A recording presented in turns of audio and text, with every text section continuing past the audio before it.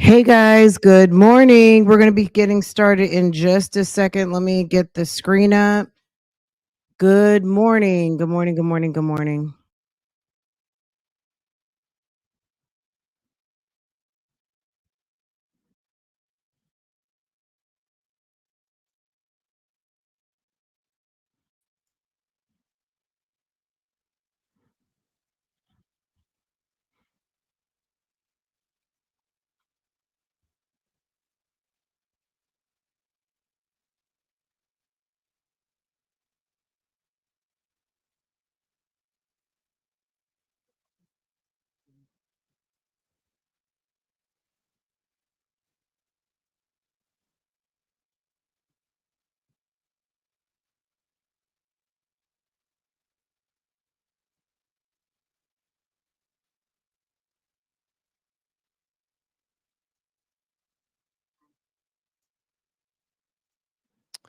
Okay, guys, good morning. Welcome, welcome, welcome. She's doing fine. I put up a community post. As far as I know, she says she's doing fine. Like details, I can't tell you. She sent me a note, said, "Tell everyone I'm doing well. Thank you for the prayers." So that's all I know. But she says she's doing well. She sent a note, checked the community wall, and she's responding. I did see where she actually responded to a couple of comments. So go to the community wall now. But she might be even in the audience. Who knows?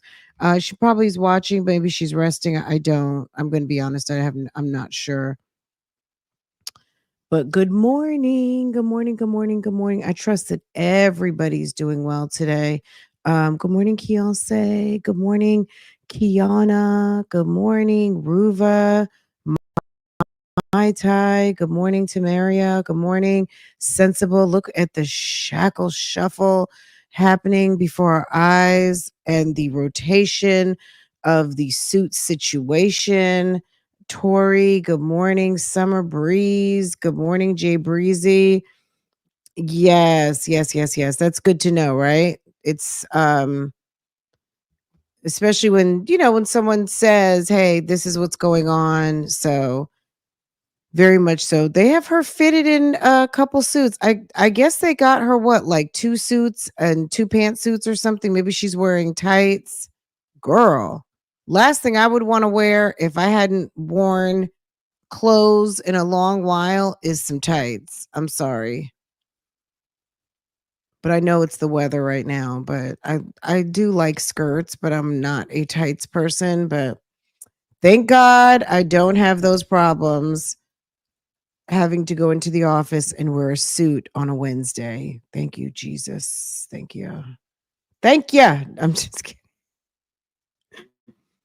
I'm more of a pants jacket girl, so I would be similarly dressed to Miss Powder Blue jacket because mm-mm. Owens is like, look, did you get some sleep last night in your bunk? Good morning, friends. Good morning. Good morning. Good morning. Good morning.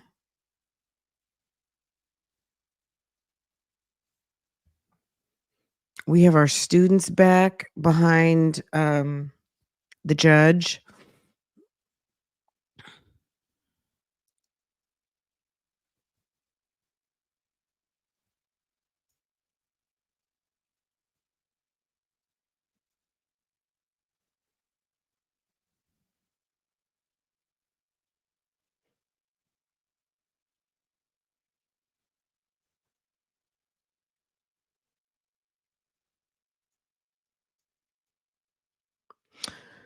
What was I going to talk about? I know someone asked me about the George suitcase video, and I was running a little bit late. I had to do a little errand on my way back from school drop off this morning, so I don't have as much. We're already kind of starting.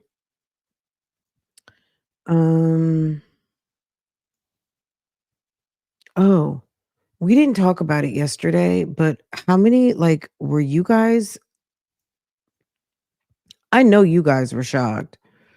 when Mr. J literally came out the blue with that damn who's this one, that one? Are those some of his bitches? I was like, what?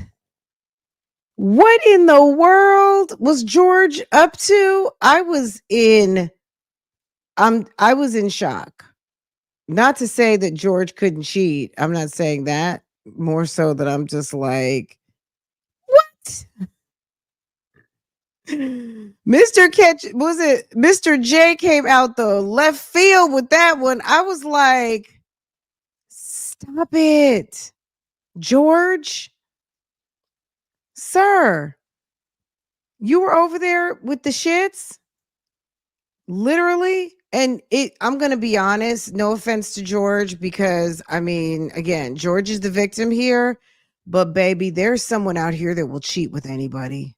I mean, there is someone out there. If you are out here sad and lonely, there's someone out here for you. If George could get somebody to text to, meanwhile, you're texting on your girlfriend's phone and you're a man over 40 years old and no job. My God, there is nobody out. I mean, I was like, what? Little old George. I was like, you gotta be kidding. He's out here playing, out here trying to play the field. And there are people actually responding in the cell phone. Huh. I was shocked. I really was. I was like, you gotta be kidding me. You gotta be kidding. That was not, I didn't expect that at all. Okay. That George would even have anybody like that, on the side. And then Sarah tried to make up. Well, look, it's however you want to take it, but it appears that Sarah is trying to convey that she is doing some sort of she's the cheating that she was aggravated about was due to pornography, not due to him actually texting people. So, because that would give a motive, right? Would that not give some sort of a motive, some sort of a payback? So, some sort of teaching of a lesson, right? Hold on, we're going to switch to over here because I don't know what's going on over at the other place. Okay. It would give a motive as to why she was upset. I'm not a lawyer, but I feel like it would give a reason, and a reason might be considered a motive as to why she would act out and be mad and want to harm him versus an overt act. Um,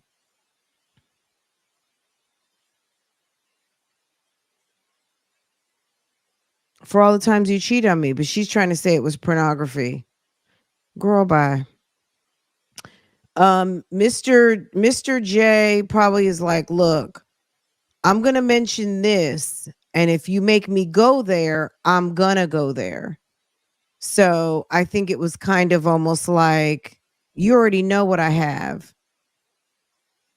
Woo, which is the text messages.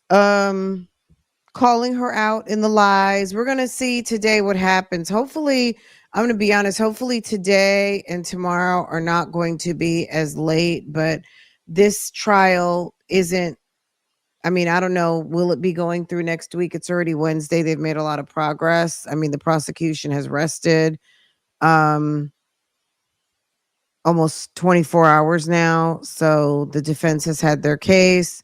They've put on their star witness. We're going to see how this goes. But I feel like that was one of the highlights yesterday. Mr. J introducing the text messages with potentially some cheatation, and him also bringing back out the wine bottles.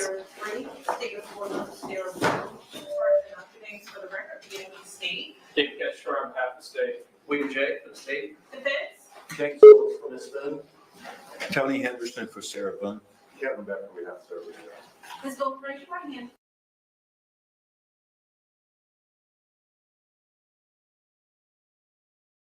Be sworn, please. You swear or affirm that the testimony you give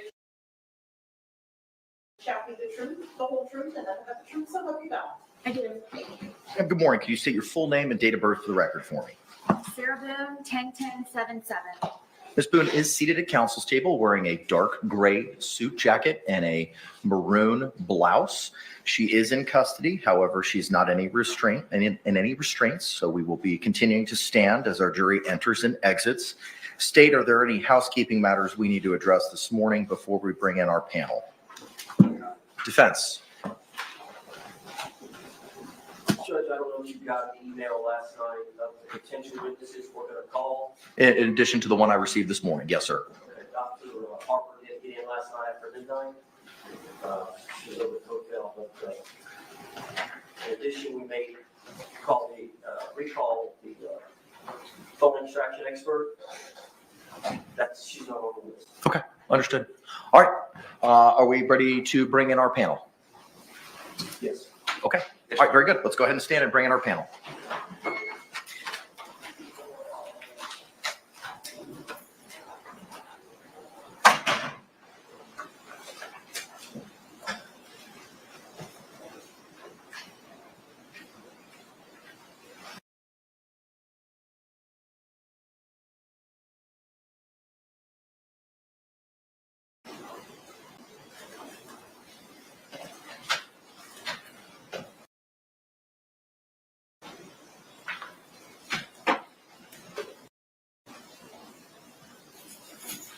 Maybe she's expecting her ex-husband, but it's like, girl, you haven't been out on the streets in years. Who's coming?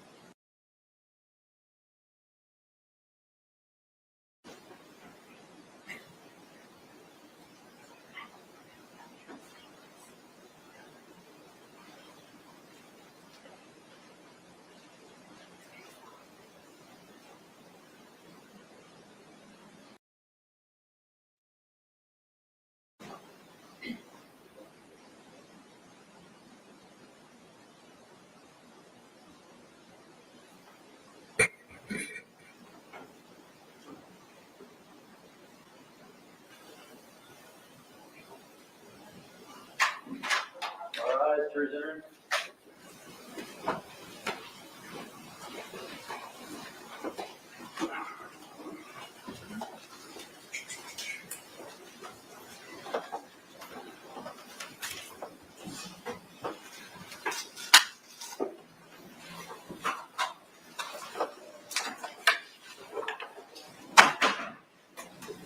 State, do you recognize our jury? Yes, Your Honor. Defense, do you recognize our jury? Yes. All right, everyone can be seated. Members of the jury, good morning. Welcome back to 12 Alpha of the Orange County Courthouse. I hope you had a great evening. If you could, again, just by a show of hands, you complied with the court's instructions for the overnight break. Record reflect all hands have been raised. Members of the jury, at this point in time, the defense is going to continue with their evidence and testimony presentation. And I'm going to ask them to call their first witness at this time. Mr. Owens, you may proceed, sir. At this time, the defense calls Deputy Ramirez Delgado.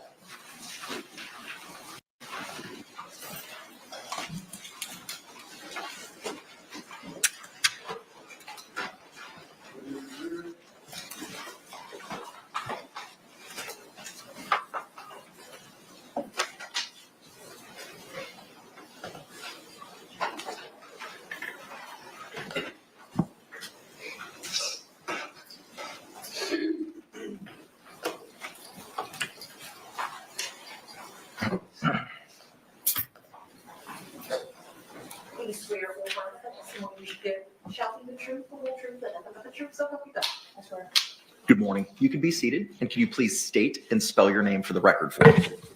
Yes, sir. My name is Jessica, first name Jessica, Jessica.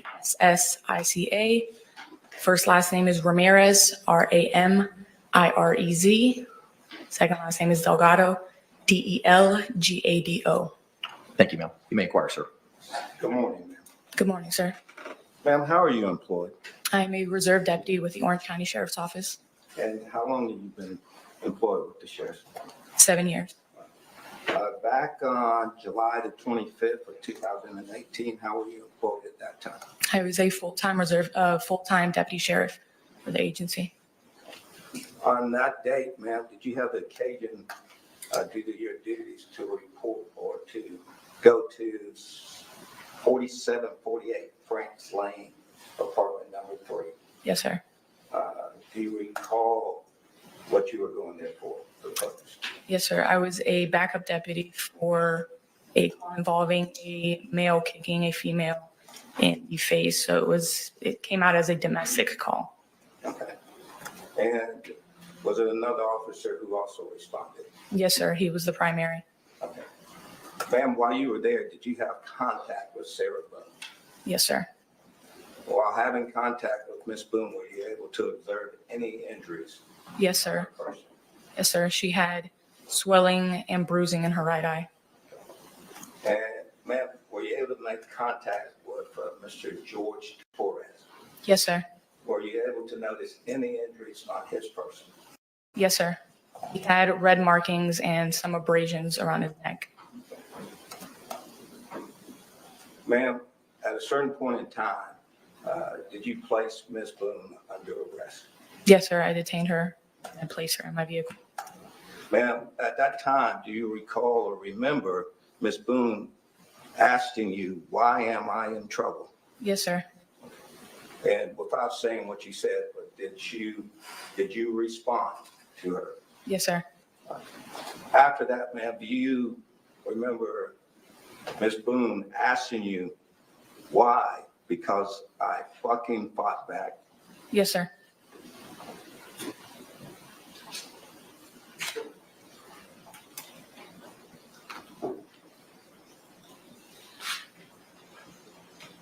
So I can have one moment. Yes, sir.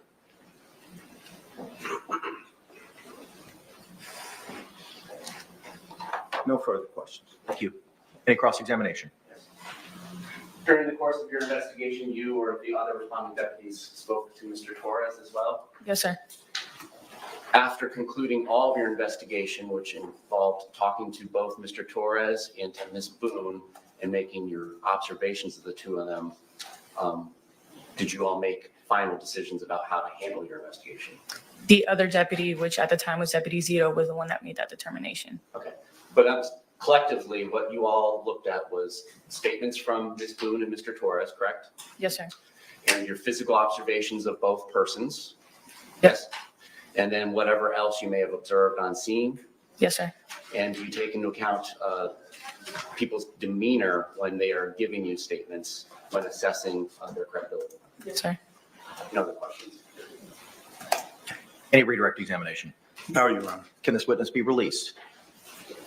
Yes, Your Honor. Yes. All right, thank you. Thank you.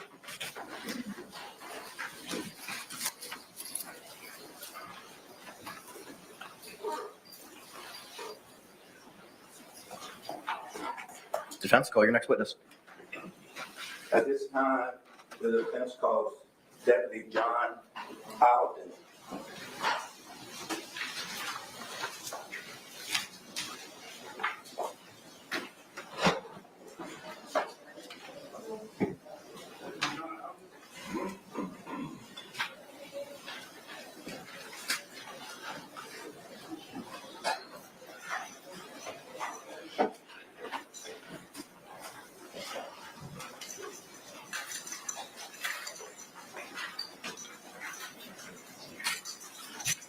Do you swear or affirm that the testimony you should give shall be the truth, the whole truth, and nothing but the truth, so help you God? I do. Sir, good morning. Can you state and spell your name for the record? John Alden, John Alden. All right, thank you, sir. You may be seated. Mr. Henderson, you may inquire. Good morning, sir. Morning. Sir, how are you employed? How are you employed? I'm employed with the Orange County Sheriff's Office as a corporal. Back on August the 28th of 2019, how were you employed? I was a deputy in Uniform Patrol Division in Sector 2. As a part of your job duties that day, did you have the occasion to respond to 4748 France Lane, number 3? Yes. What was the purpose? There ended up being a battery call. And, sir, were you the lead officer on this case? Yes, Were there any other backup officers there with you? I believe so. Sir, on that date, August the 28th of 2019, did you come in contact with Sarah Boone? Yes, Sir, on that date, did you observe any injuries on Sarah Boone? I observed redness on the left side of her neck and what to be an old injury to her right eye. Sir, on August 28th of 2019, did you come in contact with George Torres? Yes, And did you notice any injuries on Mr. Torres? yes, he had some redness on it by his left eye.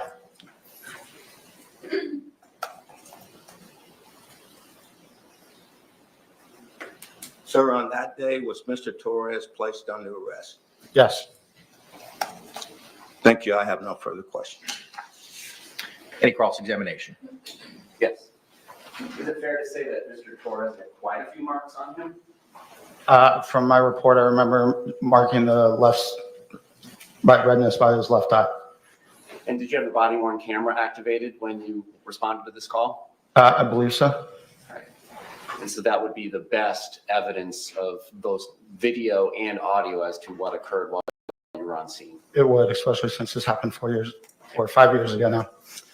And did Mr. Torres refuse to say what happened that day? He did. Based on the conclusion of your investigation, which involved talking to Ms. Boone and attempting to talk to Mr. Torres, as well as your visual observations of both them and the scene, is that how you all reach your conclusions? Yes. No other questions? Any redirect? No, Your Honor. Can this witness be released? Yes, Your Honor. Mr. Jay? Yes, sir. Thank you, sir. Thank you.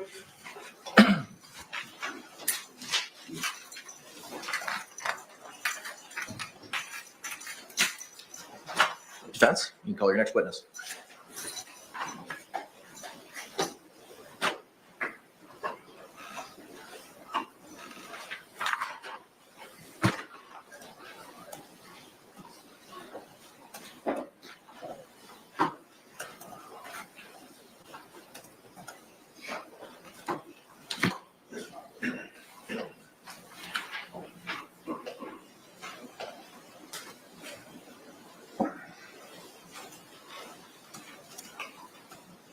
It's like, Henderson, can you please be ready? And what are you doing with that accordion file? Where are your papers and your paper clips and just a regular folder? Yes. Can they give him a folder, a folder with many tabs? Who's using accordion files? I mean, maybe it's got stuff in it. Who knows? But I'm just saying, my God.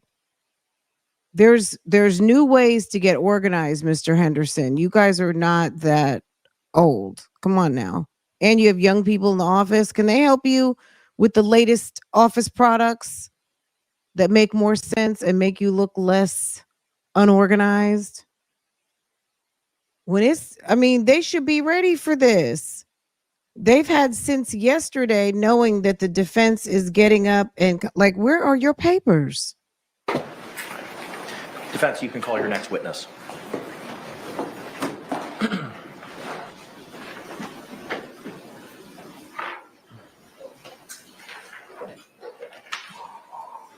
Judge, at this time, the defense calls Deputy Caswell. Or Detective, excuse me.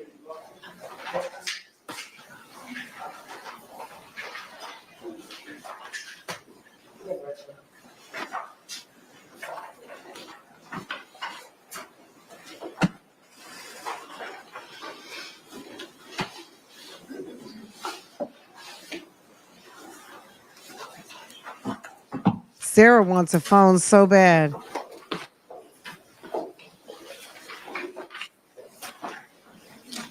Sarah's like, they're going to give me 30 years. James is like, look, I need you to stay positive right now. I need you to stay positive. I'm going to play with my glasses when I ask questions as much as possible and give the Matlock moments, okay?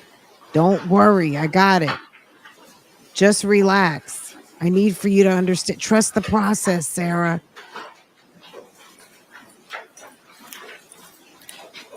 Okay, deputy, in your plain clothes. Oh, she's a detective now. Okay, sis. Shall be the truth, the whole truth, and nothing but the truth, so help you God. The whole Good morning truth. again. Could you state your full name and date of birth for the record? Or, I'm sorry, full name and spell it for us. It's Chelsea Kepsel. C-H-E-L-S-E-Y. Wait a second. They called her back? Last name is Koepsell. Oh, Thank Jesus. you. Counselor, you may inquire. Good morning, ma'am. Good morning. In relation to this case, on February the 26th of 2020, did you have the occasion to interview Abraham Marine? Yes, it did. Was that interview recorded, ma'am? Yes, it was. You remember as part of that interview that Mr. Marino tell you that he had had contact with Sarah Boone on February the 24th of 2020? Are you asking the night of the incident when police were called out? Yes, the next morning, The day that we were called. that you were called out. Okay. The 24th. So yes, he did have contact with her, but it wasn't in the morning. It was while we were there. While you were there? Yes. What time did you get there? That's probably what's wrong. I got there around 14:20 hours, which would be 2:20 in the afternoon. Okay. So the afternoon on the 24th. No, it was later. I recall, I believe I was doing paperwork in my vehicle. So it would have been at some point during the investigation, but it wasn't, I didn't notice him until, I'm not sure if I noticed him until before or after Sarah was interviewed. All right. But to his interview part, the interview, did he tell you in the interview that he had had contact with Miss Boone on that day? Yes, he did. Did he tell you at that time that Miss Boone had made a statement to him? Yes, he did. Do you remember what that statement was? I don't wish to quote what he stated. So I don't know the exact verbiage, but he basically replayed what, I'm not sure if he replayed what exactly occurred that day, but I do know he mentioned something about, she mentioned being dragged down the stairs a couple days prior.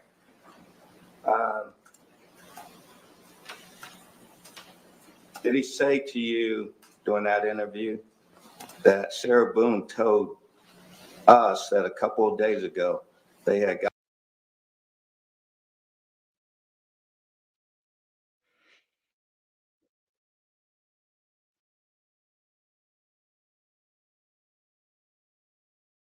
into a fight where he grabbed her by her hair and drugged? Wait, I'm not sure what just happened. It was like he was asking a question, then all of a sudden the judge broke in and said, we're on the record. So I don't know if someone went into the courtroom.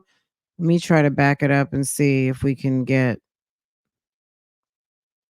because I'm not sure what happened. If they had like an interruption or something. Clearly there was some sort of an interruption.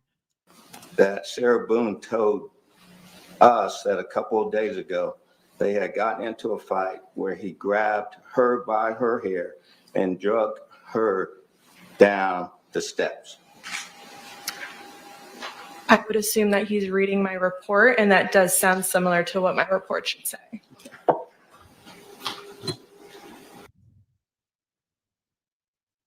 That Sarah Boone told us that a couple of days ago they had gotten into a fight. a couple days prior.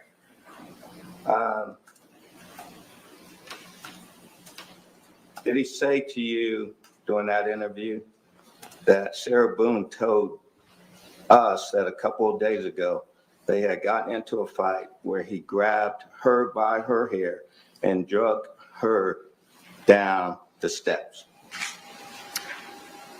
I would assume that he's reading my report, and that does sound similar to what my report should say. So this statement was given on the 27th of February. I'm sorry, the 26th of February. Would you Yes. agree with that? Yes, I would. Okay. The contact and the statement that Ms. Boone made to Mr. Moreno was on the 24th of February. Is that correct? Repeat the question, I'm sorry. When Mr. Moreno is saying that Ms. Boone came up to him and made this statement that we just talked about, Yes, that was on February the 24th. Is that correct? that is correct. So when she said a couple of days ago, that would have brought it back to February the 22nd. Is that correct? Potentially, yes.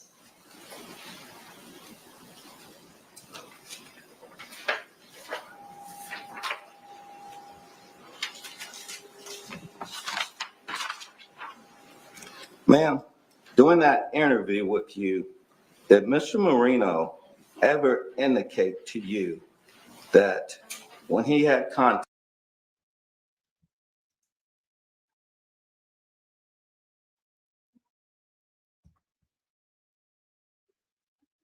with Ms. Boone on the 24th, that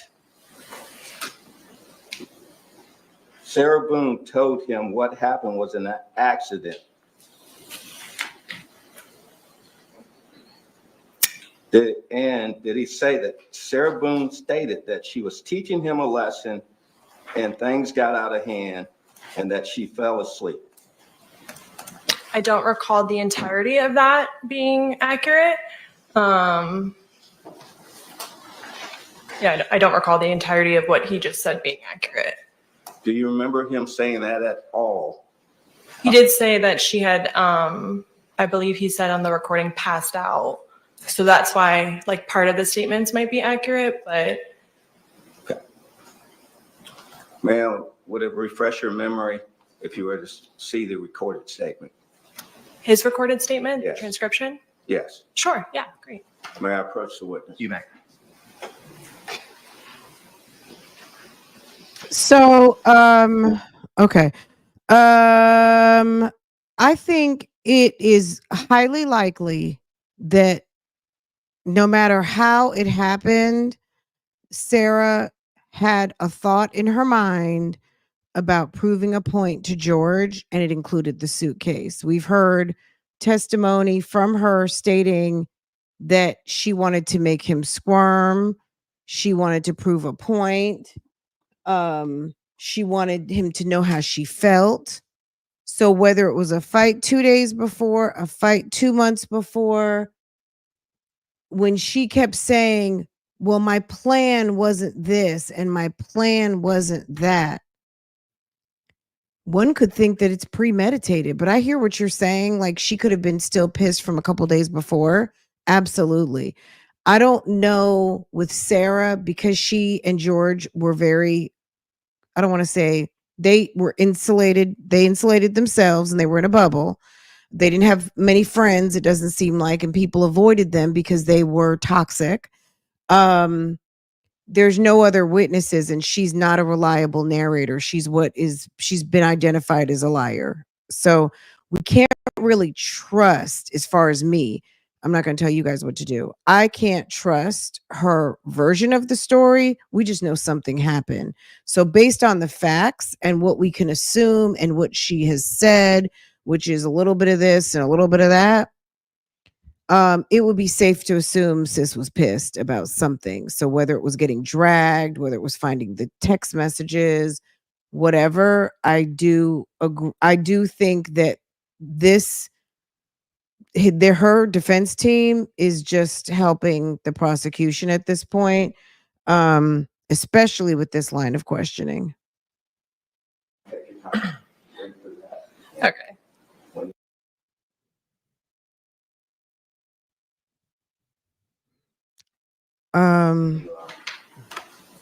Ready, just let me know. Okay. I don't recall all the statements that you asked or the way you asked it, but Would it help if I repeat it? sure, yeah. Okay. You asked, like, you said multiple statements, Yes, so ma'am. this was a 11-minute interview. All right.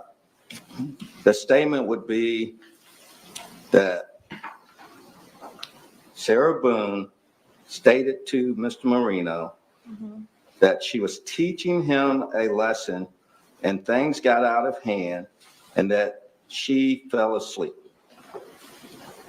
And I'm wanting to know. Did you say, okay, I thought I heard you say passed out the first time. I'm not sure if you said passed out or fell asleep. Fell asleep.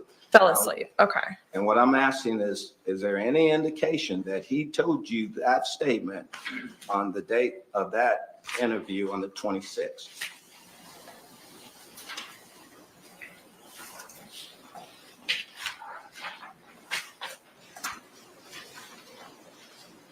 Sorry, I'm trying to go to the part where we talked about that. Yes, ma'am. Take your time. Okay.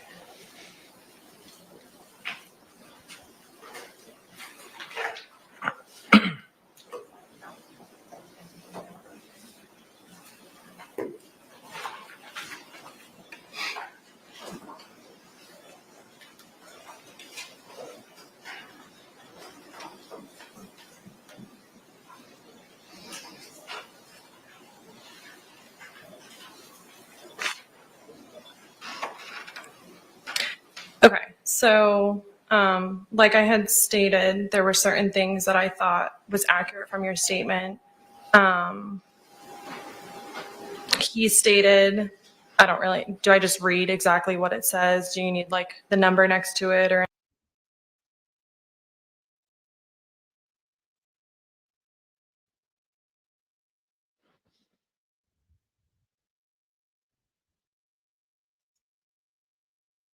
Yes, I have no problem if you reading what he said. Okay, then she, Approach.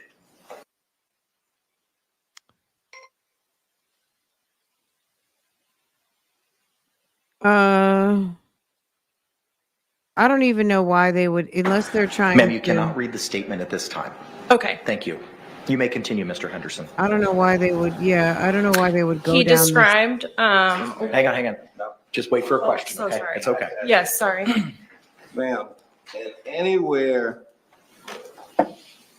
in that interview, do you see reference to this statement that Sarah stated that she was teaching him a lesson and things got out of hand and that she fell asleep? No to the two parts, the first two parts of your question. I heard passed out the first time you asked me this question, and that's why I said that part of it was accurate, because he did say that she passed out in his statement. That was what Sarah told him. Okay, did she say she was teaching him a lesson? Is that in there? No, And things got out of hand. Is that in there? no, I don't recall that. May I approach the witness? Yes.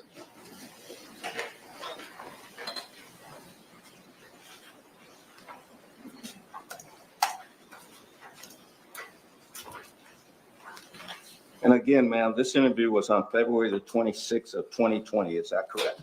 Yes. If it was. he, Thank you. I have no further questions. Any cross-examination?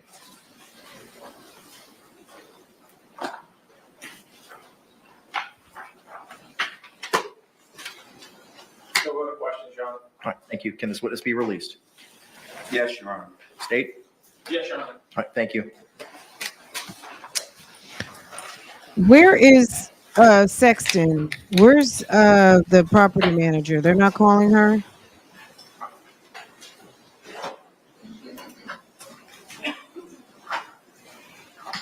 Well, he said she passed out, Go next witness. but he would have gotten that from Sarah. Sarah said she took her behind upstairs and went to sleep. I believe Dr. Brandon is here now, Judge. All right. Making sure.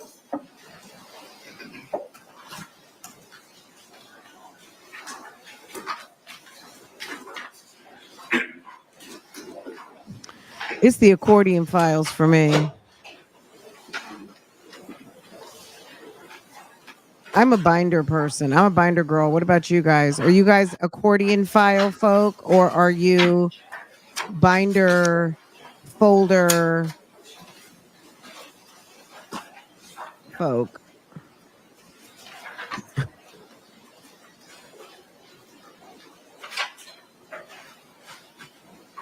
I'm a binder. Yes. Binders are everything because you can also put folders in your binder, right? A well-organized binder is clutch, okay? You got a binder, you don't need anything else. You can even 3-hole punch an envelope. You can put a whole envelope in a binder and 3-hole punch it. Accordion files are pits of mess. I haven't seen an accordion file in 20 years. It's like, what the hell? Get yourself a 3-inch binder and a good 3-hole puncher and get busy. Okay. Binders are everything. Okay. I got binders right now. I got all this mess, all this RealTalk bougie documentation. Girl, when back to school happened, I bought a box of 5 binders. I called myself buying for Farrah, but Farrah was like, "Mom, I'm just going to reuse last year's. My binders are fine. I'm just going to reload them." Girl, I tried to get Farrah a Trapper Keeper, and she was like, "What is that?" She just wanted a basic, the kind that you can just slide, your own front cover sheet, your own front cover and back. So that's what I got. Girl, all those binders are still sitting in here. I took one out the box. I had bought a couple because I was trying to coordinate some of my documents. And let's advance a little bit. Let's get caught back up. Are they still okay? Hold on. We're gonna move a little bit, get some of our time back. Shouts out to our state representative, well, not state representative, our senator, and we are going to reclaim some of our time. Do you guys remember that? Going to reclaim our time. Can anyone name our the congresswoman who famously reclaimed some of her time from Los Angeles? Do we know who that is? Ooh, this lag, this lagation is annoying. Oh my God, look at the expert. Jesus help him. Jesus help him. All right, let me just go ahead and just do a whole entire what? No.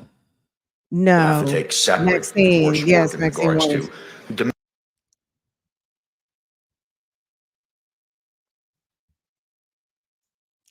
Jasmine Crockett had to set somebody straight who's domestic shaped like violence a as a lima general bean. term or intimate partner. Okay, we're gonna get to. Hopefully the speed is not okay. Speed is on, should be on normal. Okay. My God.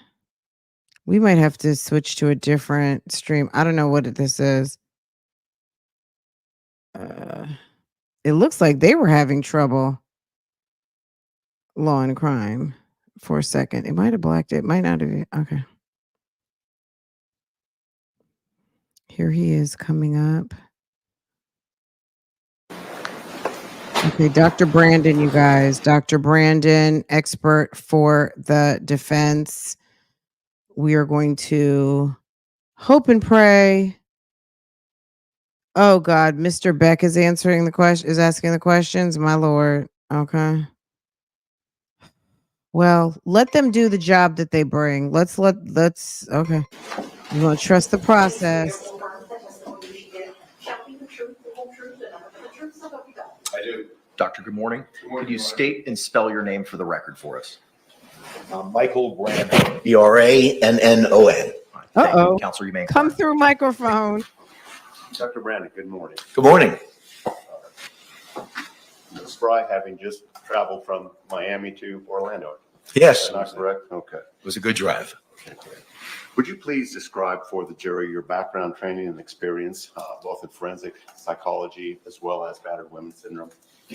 Sure. So I'm a psychologist licensed in the state of Florida. I have a bachelor's degree in psychology. That's from a university called Nova University. I also have a master's degree in psychology. I received that in 1980, also in psychology. And I received my doctoral degree in psychology after a year internship where I worked with severely mentally ill individuals in Hialeah, Florida. In 1988, I finished my degree requirements for my doctorate in psychology. And in 1990, I was licensed as a psychologist. I've been operating as a psychologist since then, since 1990.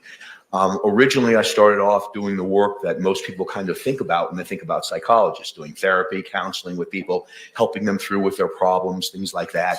In 1994, I began on a career almost quite accidentally as a forensic psychologist when I testified in my first case in front of a jury. And from that time on, I've been doing mostly forensic psychology. My practice very quickly changed from that time on. I'm currently the co-director of the Institute for Behavioral Sciences and the Law, and anywhere between 80 and 90% of all my work now is related to some legal or court-related matter in the ways in which mental health interfaces or impacts or helps to give opinions about various legal issues.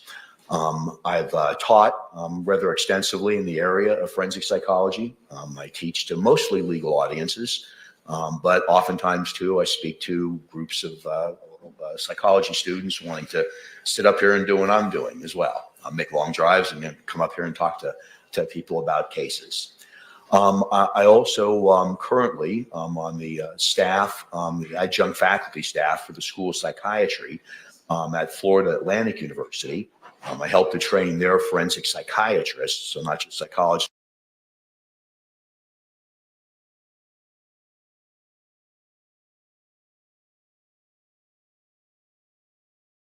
With psychiatrists in terms of doing this work as a psychologist or as a psychiatrist, a mental health professional who gives opinions in the courtroom.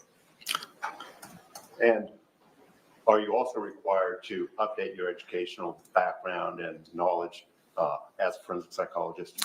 Yes, sir. So sure. So every 2 years, we're required to get 40 continuing education credits to maintain our license. And part of that is we have to, on a regular basis, update our work in domestic violence or battered women syndrome.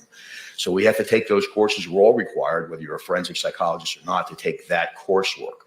So as part of our requirements, we also have to take separate coursework in regards to domestic violence as a general term, or intimate partner violence. But along with that comes discussion as well with battered spouse, or what's oftentimes called battered person syndrome now.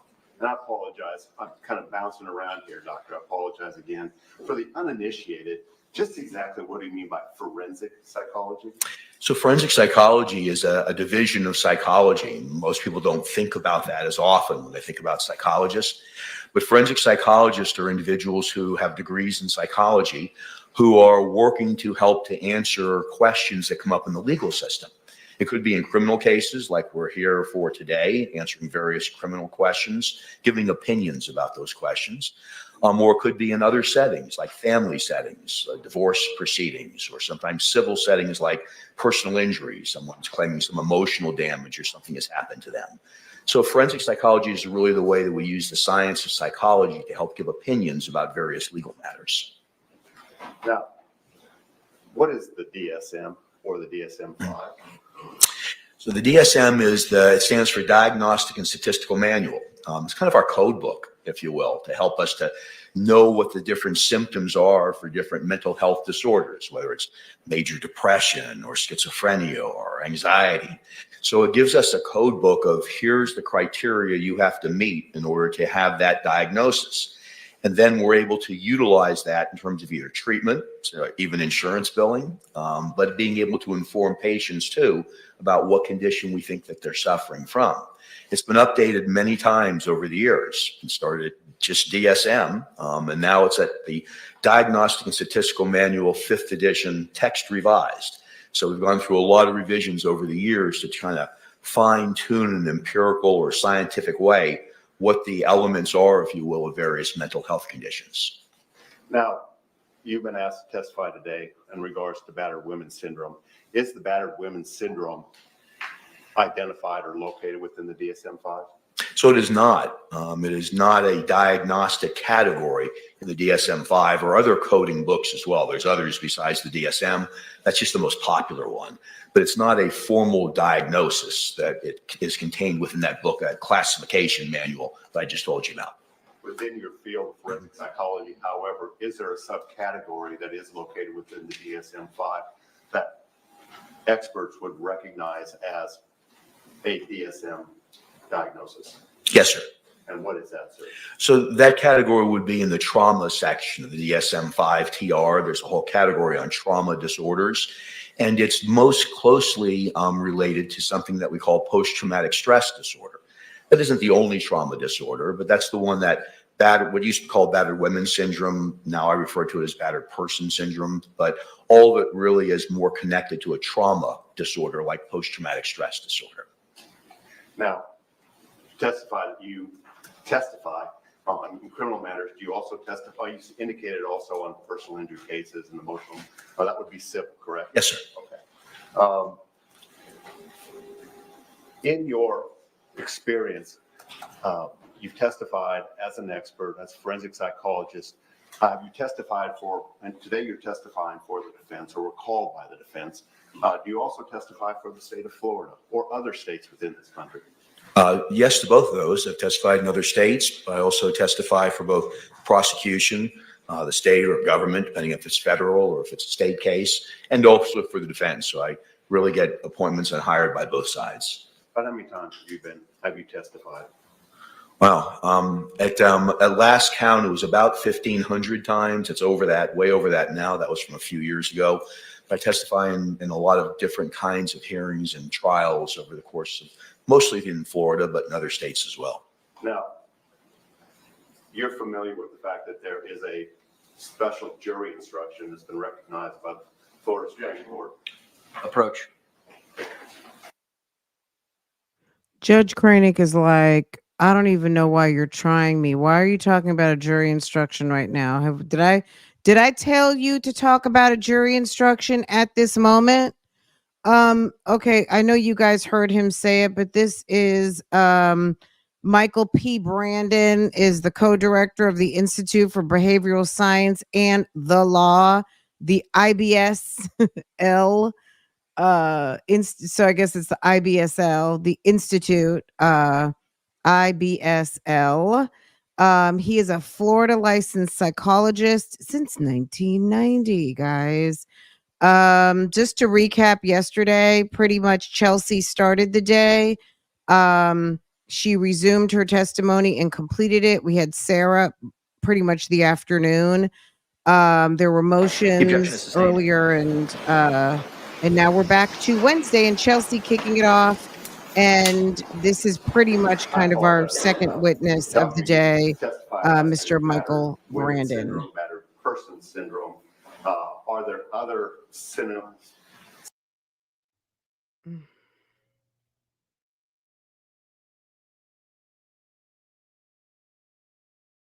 Synonyms or similar names for what you're describing, in particular battered spouse syndrome? Well, we talk about it in terms of trauma disorders like post-traumatic stress disorder, but the way when it's applied to the legal system is called battered wife, or that was the original terminology for it, battered wife syndrome or battered person syndrome. So really depends on your setting. So in this setting, we oftentimes talk about this particular condition that I've been. Bless you. I've been asked to talk about today is really referred to as battered spouse syndrome. And have you been asked to give your opinion as a legal expert and on battered spouse syndrome? Yes, sir. How frequently have you been asked to do that? I've been involved in about 100 cases of just that alone. I've been involved in some sort of testimony about 50 times. And you indicated that you testified for the state, you testified for the defense, you testified in state cases, federal cases. Could you break down on a percentage basis the number of times you testified for the state versus testifying for the defense? It's really close in terms of last time we looked at it, it was about 50-50. On most cases, like for instance, if there's a case that involves battered spouse, potentially battered spouse or battered wife syndrome, I'm usually called by the defense first because they raise the issue. If you're called by the prosecution, whether it be federal or state, what oftentimes happens is it's in response to a defense expert that's been called. So do I agree or disagree with that other expert? So I'm usually, the call usually comes first from the defense, but in terms of who I'm hired by, it's pretty even. It's about 50-50. No. This time, Your Honor, I will proffer the witness as an expert in the field of forensic psychology. Yes, approach.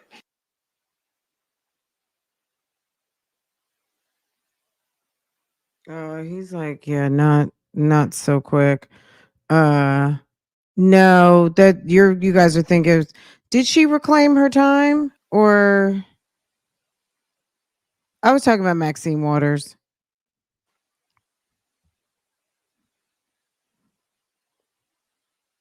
I think Objection is sustained.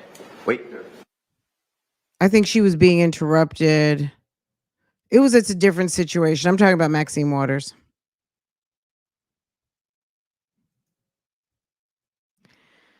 Ooh, yesterday was nice and smooth. Today is, let me see what's going on.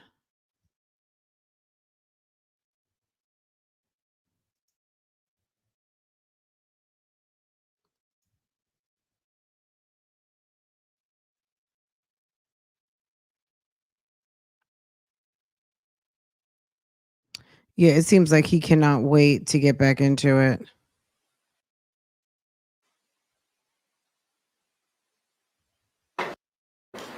Objection is still sustained. Mr. Beck, you may continue.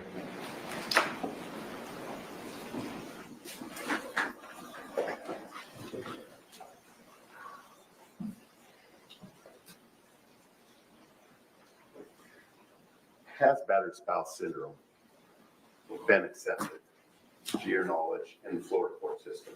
Yes, sir. Objection, legal conclusion? Sustained.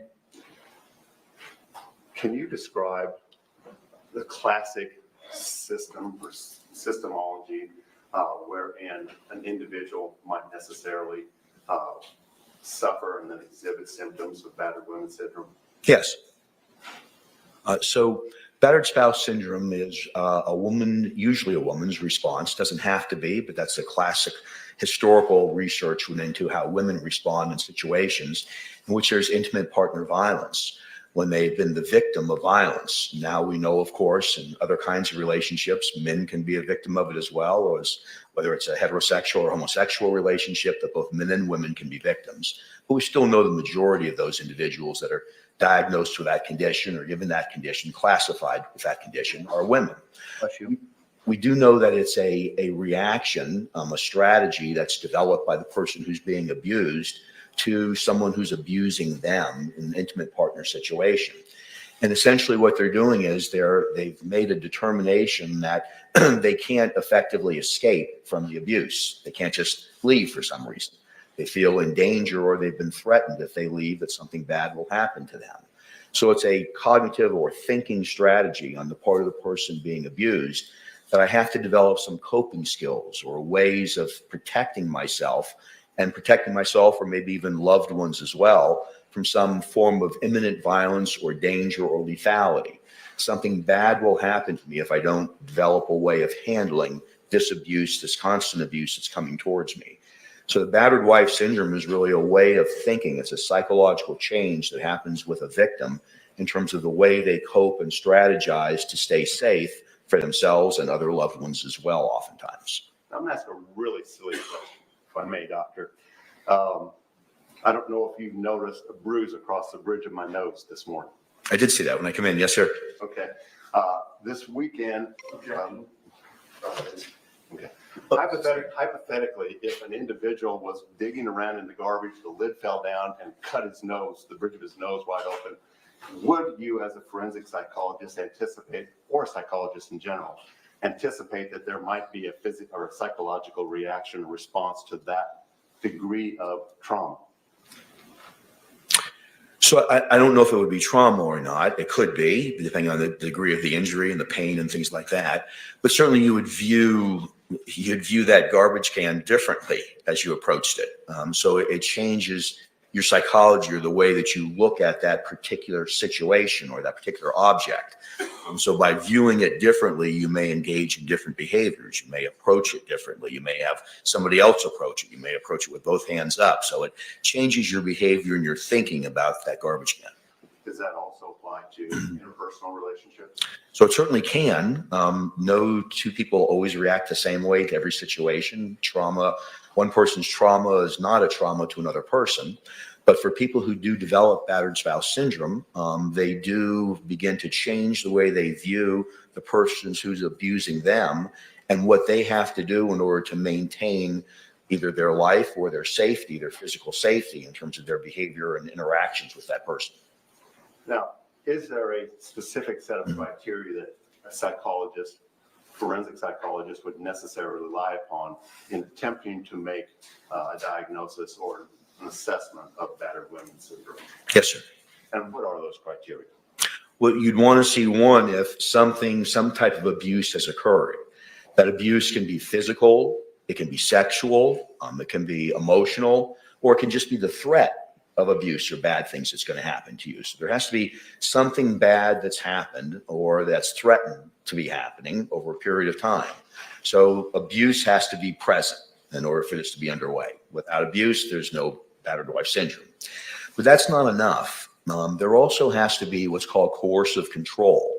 Coercive control is really keeping the person's social interactions, overseen on a regular basis, controlling money, controlling preferences, even TV preferences, sometimes social media, looking at social media that the person is accessing or looking at, who they're talking to on Facebook, who they're texting. So it's a combination of abuse and coercive control that results in a person feeling victimized, but that's still not enough. That person then has to feel like they can't escape from that. They've either been told, if you leave me, you're going to die, or a family member is going to be harmed, your children, your mother, whatever it might be. And as a result of that, they develop strategies to cope with that, acquiescing, pleasing, doing anything they're asked to do, demeaning themselves, allowing themselves to be controlled. All of the things that would fend off, if you will, some abuse or attack or threat to them or someone who surrounds them. So those would be the components that you would need to have. And that dance continues to go on usually repeatedly throughout the course of that relationship. So I think what you're describing is, in a sense, a subjective nature to the syndrome that's being described. It's both objective and subjective. So objective in terms of the facts, like what's really happening. A person's being abused, they're being told certain things, there's control over them. But then the subjective part is the person's interpretation of that, their perception of that. So there's really both going on, and they have to kind of work together in order for this syndrome to be formalized and properly diagnosed. You indicated that there's sometimes maybe some defense mechanisms that are, or strategies that are devised by the battered individual, the abused individual. Yes, sir. In your experience and your training, do controlled substances, alcohol, drugs frequently appear in your analysis or assessment? Yes. And the way they appear is they can appear either from the abuser or the abused or both. What can happen from the abuser standpoint is they may only be abusive, or the abuse may become worse if they abuse substances.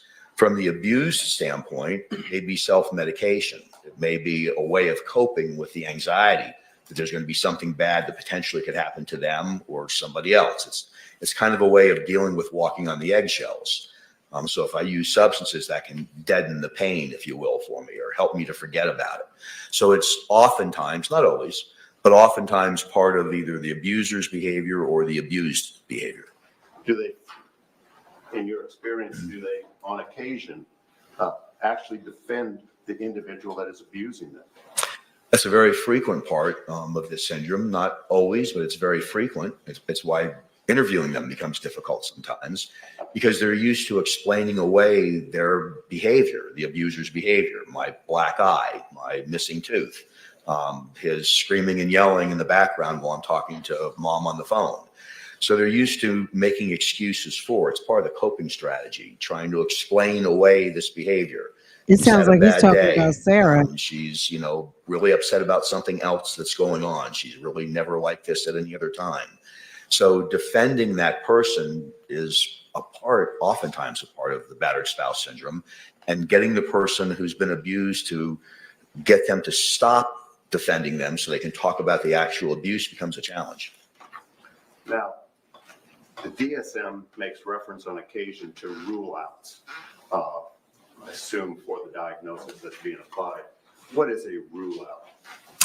A rule out in our parlance says that we should consider these things before we look at other diagnoses. So, for instance, if we're going to consider schizophrenia, we should rule out substance abuse first, because oftentimes some drugs can create hallucinations and delusions and psychotic symptoms. So there's always rule out, just like there are for medical conditions. So look for this before you consider this, is really what a rule out is. Are there specific rule outs for battered women syndrome or PTSD?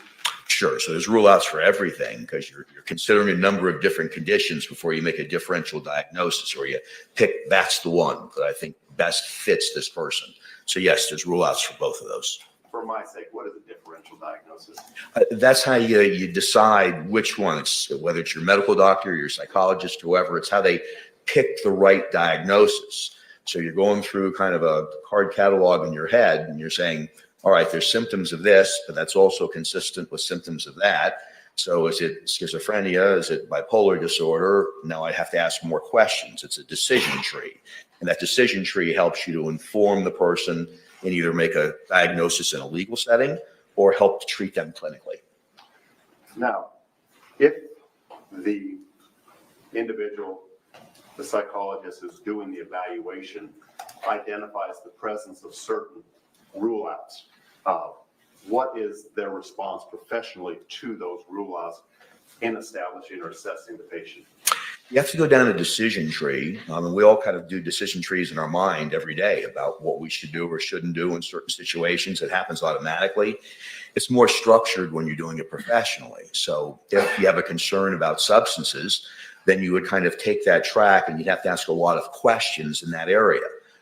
So you'd want to know what kind of substances, how often are they using those substances, what kind of effect have those substances had on them before. I just picked one of many possible rule outs there. But every one of them you'd have to explore or ask additional questions, because, of course, you don't want to come up with the wrong diagnosis, because in a legal setting, that leads you to a bad opinion. In a clinical setting, it leads to bad treatment. Now, I want to go back just a second. We talked about the subjective nature of the abused individual's understanding of what's happening. Does this subjective or does the experience that they have suffered result in, on occasion, their experiencing or their anticipating or assuming or imagining a threat that others may not? Yes, sir. Yes.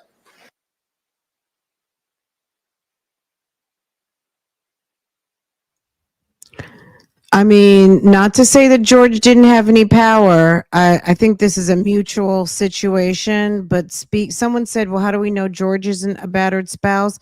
Battered spouse gives a reason for self-defense.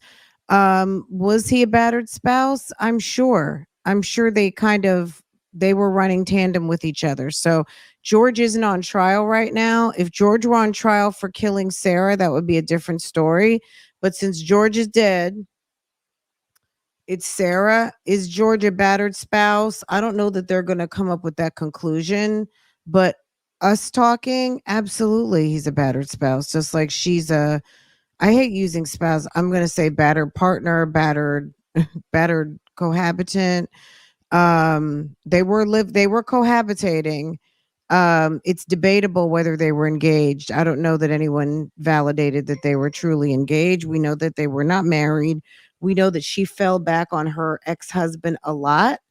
And to be an engaged woman, you need to get up off your ex-husband. I mean, the reliance on the ex-husband Objection is sustained. absolutely ridiculous.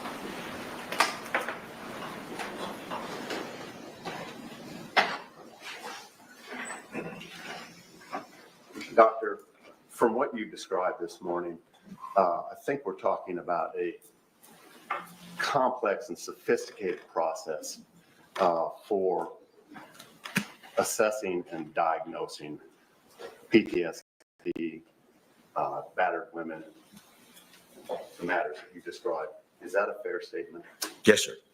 And in this instance, this particular matter regarding the state versus Sarah Boone, were you approached about the possibility of doing an assessment as to Sarah Boone?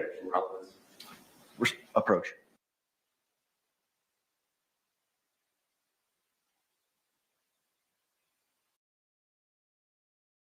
Mr. J is not letting anything, he's not letting a thing by.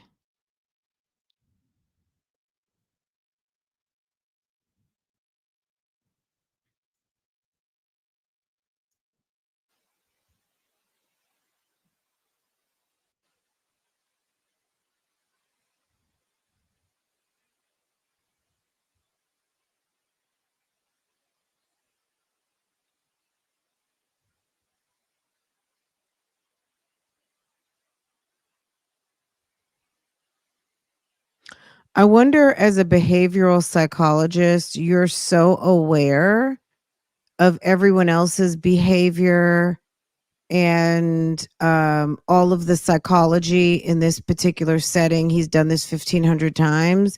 When you're sitting in the box and feeling uncomfortable, and everybody is looking at you now and thinking, "Sir, you should be cool as a cucumber, but you look very uncomfortable, and now you need some water." Yeah. It's giving when the observer becomes the observed, huh? It's a little, maybe that's why he's giving uncomfortable, if I may throw some, my observation in. Isn't it giving a little? Not Jay Breezy giving an alternate acronym for PTSD. What happened to our good friend Mr. Reality Chicago? I know he's been covering the Tiffany the super mayor out there in Chicago, but he used to come up with all kinds of acronyms for us, Mr. Reality.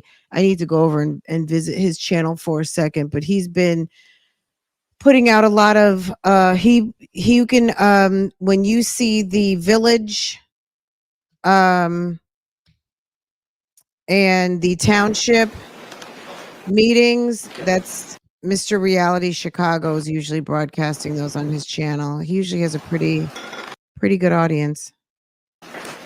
I'm sure testifying is not easy. In these matters, to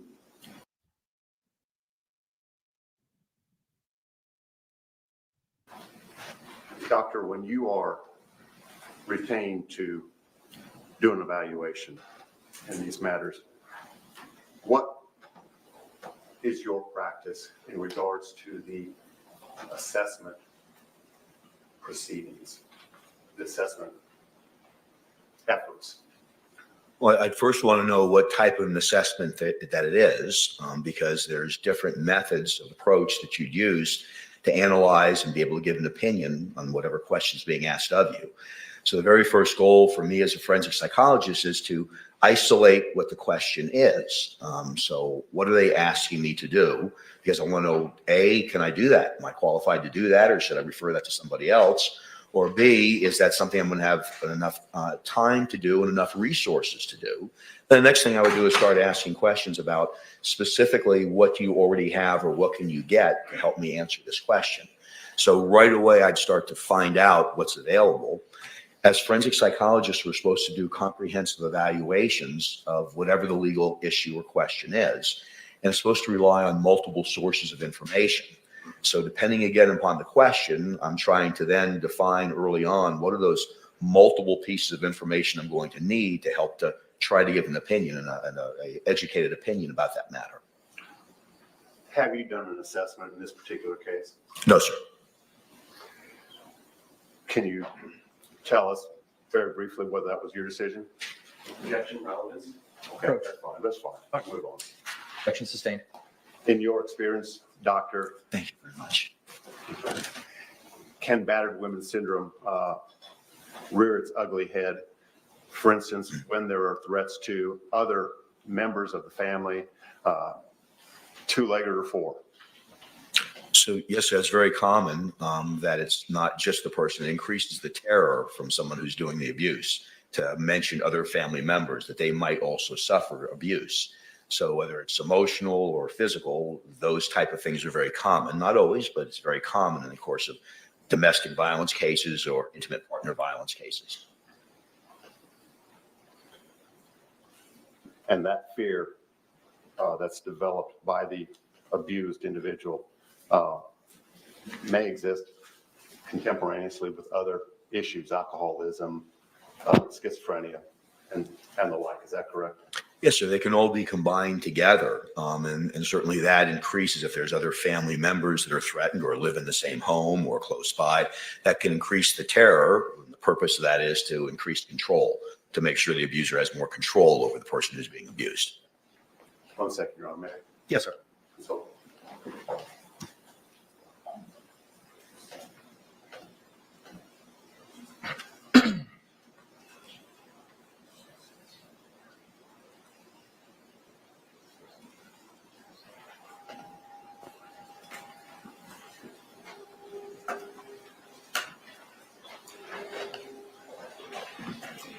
in doing an assessment, doctor, do you look at outside materials? Yes, sir, always. And what kind of outside materials do you necessarily review in order to make this assessment? Specifically to battered woman syndrome? Yes, sir. Yes, sir. So specific to this, you'd want to look at a lot of different sources of information because you're trying to, A, make a diagnosis if there's a trauma-related disorder, but you're also trying to figure out if there's the other elements necessary to make the diagnosis as well, like abuse that's been chronic over a period of time, and that the person feels they can't leave that situation, and if other people have been threatened. So you'd want to know things like not only what the facts are of the particular incident, usually some crime that's been committed, but you'd want to know the history of those behaviors. Has anyone else seen those? Are there people you can talk to? You know, friends, neighbors, bosses, anybody who's seen or heard of this abuse before? Have there been medical visits where the person has actually been damaged and shown up, made some other excuse, they slipped or fell or whatever it might be? You'd want to do psychological testing as a forensic psychologist because we have very good tests that help us to determine whether someone's suffering from a trauma-based disorder or not. You'd want to know if the person who'd been accused of the crime for this type of evaluation made any statements to the police. If they did, you'd want to hear that statement. Or has there been a 911 call or calls? If that's happened, you'd want to hear that too. So any evidence you could collect, and these are some of those questions I was talking to you about before, you want to ask the person who's trying to hire you in the beginning, well, tell me what you have, because you'd want to see whether or not you're going to be able to make this analysis or not. So it's not good enough just to talk to the person because that's just one form of information. It's almost like being a behavioral detective, if you will, as a forensic psychologist, because we're trying to get as much evidence wrapping around our interview with the person as possible to be able to guide our questions, but inform us and see whether there's what we call convergent validity. It's a fancy way of saying, does everything agree with each other? Does everything connect in a way that it all sort of makes sense? Or are these strange conflicting pieces of evidence that we need to explain away, or it just doesn't fit the criteria? So it's a rather comprehensive and complex evaluation has to be conducted to come up with this. And the final piece I'd say about it is that Because oftentimes the abused person is defending still the person that they've oftentimes committed a crime against, it takes a bit of time to get to where you need to go. With all victims of trauma, whether you're talking about situations where you're doing therapy, or you're doing an analysis in this type of setting, a criminal setting, it usually takes some time to break through that and get them to trust you to talk about the trauma, but to stop defending the person and talk about the abuse and how they felt about the abuse. Your goal, if you will, is to be able to see what's happening in that situation through the abused person's eyes. If you look at it through your eyes, often it doesn't seem to make sense. But if you look at it through their eyes, if it meets the criteria for a battered spouse, then you can better understand their world and what they're dealing with. And real briefly, some of the things that you are evaluating when you examine, particularly the individual themselves.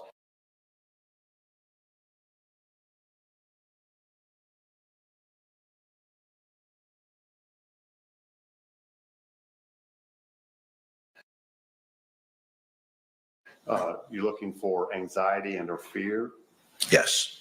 low self-esteem. Yes. Are you looking for depression? Yes. Are you looking for any form of social or interpersonal withdrawal? Withdrawal, especially if it's forced withdrawal, controlled withdrawal, if there's consequences to socializing with my family, my friends, calling them on the phone, texting them. So especially in that context. Stockholm syndrome. Sure, that can be part of it. Oh, and what is Stockholm syndrome, real briefly?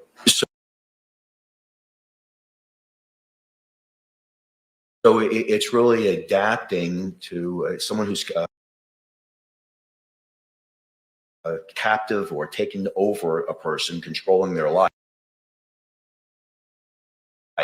sort of adapting to that situation. The famous model of that would be many, many decades ago, a woman called Patty Hearst, who was kidnapped.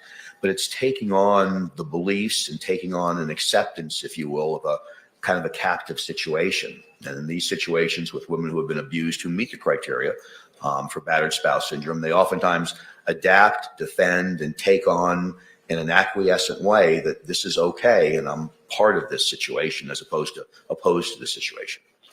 Will this syndrome exhibit itself in physical attributes?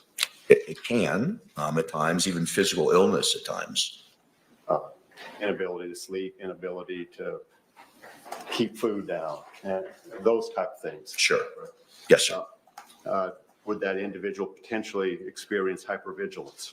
Well, that's a large part of it. Of any trauma-based disorder is hypervigilance. What changes when you've been traumatized, any kind of trauma, not just abuse, but what changes is your perception of danger. So whether it's the lid of the garbage can hitting on your nose, or whether it's someone being abusive towards you, those situations change your perception of danger. So you no longer see that object or that person in the same way. You have a foreboding sense of danger could occur. So other people may not perceive it with that person. He's so nice at work, or he's nice in these other settings, or he's so great on the softball field, but at home he's different. So that person who's being abused, their perception changes. Does that include denial? It could include denial, and oftentimes that's part of the explanation. The defensiveness of that person is the denial of how bad things are that are going on. Thank you, Doctor. For this time.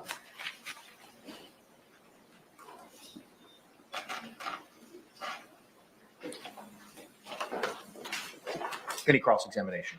Yes, sir. Good morning, doctor. Good morning. Nice to see you in person. Good to see you again. So there's a subjective component to trauma, is what I understand you're saying, correct? Always. Yes, sir. And so hypothetically, a couple could be in a 3.5-year relationship with physical violence, emotional violence, even sexual violence. But either or both of those partners may or may not believe that is a traumatic experience for him or herself, correct? Yes, sir. People mistake the stimulus about what happens as the trauma. The trauma is really the reaction to it. So bad things that happen, people don't always react in the same way to them. So yes, sir, that's correct. So for instance, a homicide detective or a homicide prosecutor may go out to a scene and see a freshly dead body, and their perception of that environmental stimulus may be very different from somebody who works at Dunkin' Donuts and just gives us muffins in the morning coming across a dead body. Is that fair? Yes, sir. That homicide detective may be able to go eat lunch right after it, and the other person who works at the donut restaurant may not be able to eat for a couple of days as a result. So yes, perception is a big part of how trauma occurs. And I understand your answers today, and I'm not saying that they were different the other day. But I understand you to say that it's very important to do a comprehensive evaluation to get the full picture of what is going on in the perceived battered spouse mind, correct? When we approach. Yes.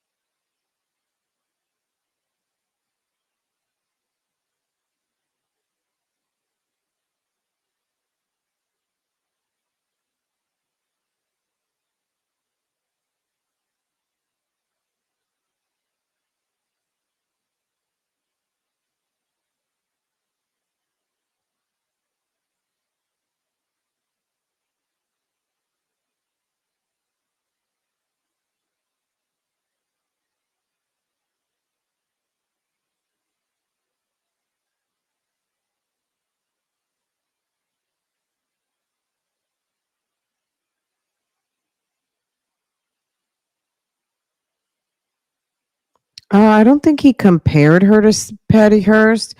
He asked about Stockholm syndrome, and he said most famously, Stockholm syndrome has been, I don't have all the words that he used, but he was talking about Stockholm syndrome as it pertained to Patty Hearst.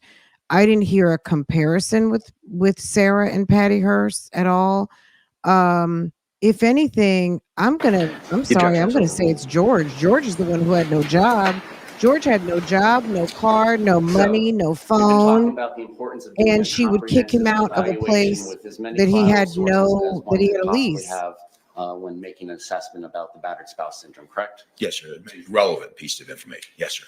And would you agree that obviously the person who is accused of committing a crime, there are credibility issues that you do need to care for when relying upon that person's history provided about the events leading to that and the past events describing the relationship with the intimate partner? Yes, sir. In every forensic evaluation, that's the case. Is this particularly important if there's a comorbidity with an alcohol abuse disorder? Yes.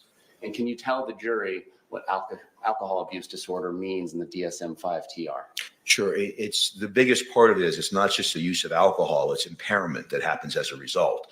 So it's the excessive use of alcohol, but that could mean something different, just like the excessive use of marijuana might mean. But it's the use of alcohol to the degree that it impairs or affects a person's life. And with that may come a lot of other things like deceitfulness or aggression or unreliability, sleep or somatic problems, difficulties. So, but the important thing to remember there is that it's the use of a substance that impairs or affects a person's life.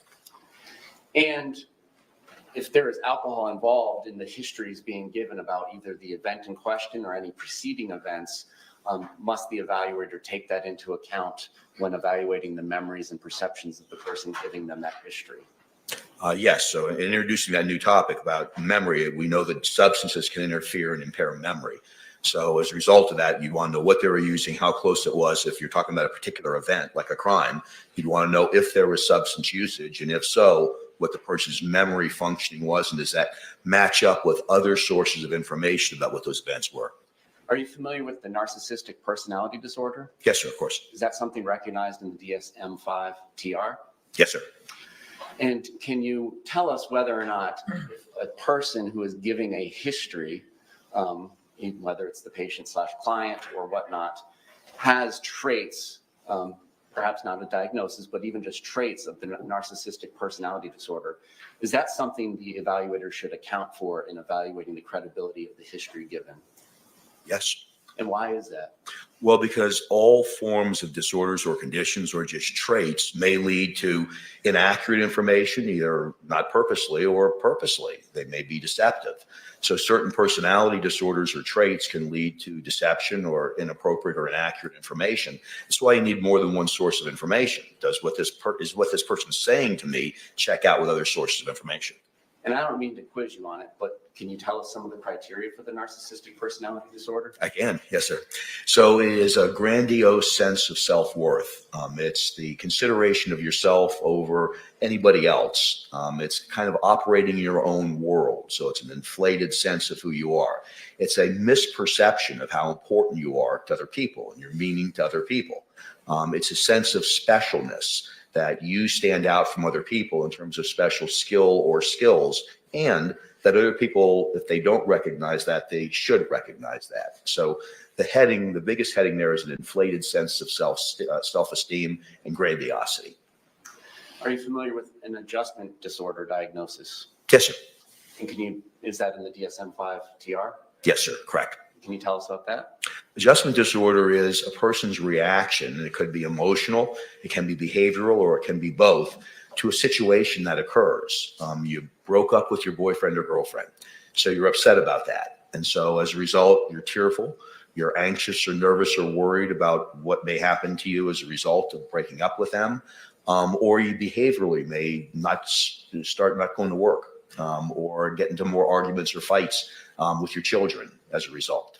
So it's a temporary reaction to a stressful situation that occurs in some individuals.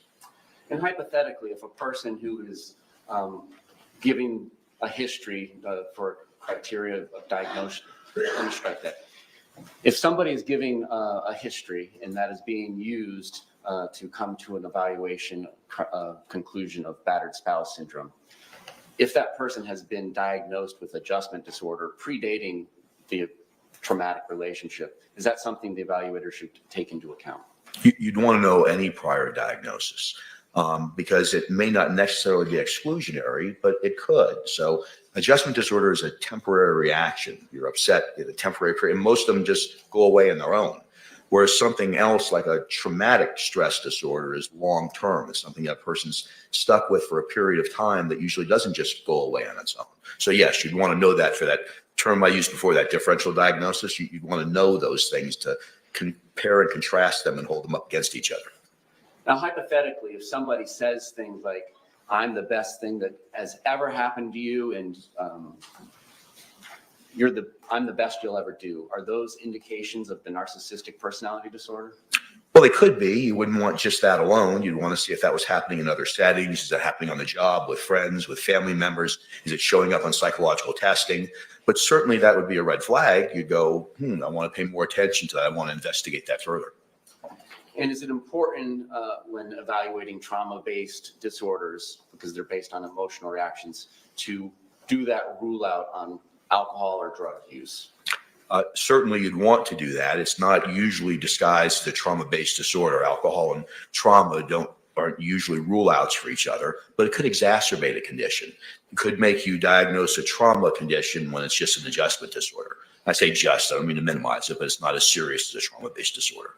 Is it important to consider whether the abuser and or the abused behave differently in the absence of alcohol or drugs? Yes. And why is that? Well, because you're trying to analyze a psychological condition. If as a result of drug or alcohol abuse, their behavior changes or their perceptions change, that's not a psychological condition, that's a substance abuse disorder. So that's why you'd want to know that. So if their condition remains the same, maybe it's a little worse when they're using drugs or alcohol, but it's the same perception of threat or danger, then you're going to diagnose a trauma-based disorder. If not, then you're going to diagnose a substance abuse disorder. You can have both, but you'd want to rule one out as opposed to the other. And are you familiar with the classic three-step cycle of battered spouse syndrome or domestic violence? Yes, sir, I Can am. you explain that to the jury? Sure. So there's a cycle of violence that was first developed by a woman in the 70s called Lenore Walker, Dr. Lenore Walker. She's a psychologist who's usually credited with developing the whole theory of battered spouse syndrome. And in the classic model, which we know oftentimes happens, not every time, but in the classic model, there's a period of tension buildup where things are happening, little arguments are happening, there's bickering back and forth, there may be some threats or some loud voices back and forth, but it's all things that are leading up to a possible violent episode. Then there's the episode that happens itself, the violent episode. It could be verbal, sexual, physical, but there's the violent incident that occurs. And then after that violent episode occurs, there's a honeymoon phase where the person who's done the abuse, they're apologizing, taking that person who was abused out to dinner, buying them things, saying nice things to them, complimenting them to sort of make up for the abuse. And it's kind of it's called the cycle of violence. And the reason why is it tends to repeat itself in a lot of these situations with battered spouse syndrome, where you see this repeating itself over and over and over again. So people are kind of stuck in these revolving doors in their relationship. And can one cycle be enough to traumatize a person? Yes. Does this trauma necessarily have to be coming from a man to a woman? No. And in fact, as times have changed, language has changed. And so when we keep referring to it as battered woman syndrome in the courtroom today, what we're actually talking about now is battered spouse syndrome or even intimate partner violence.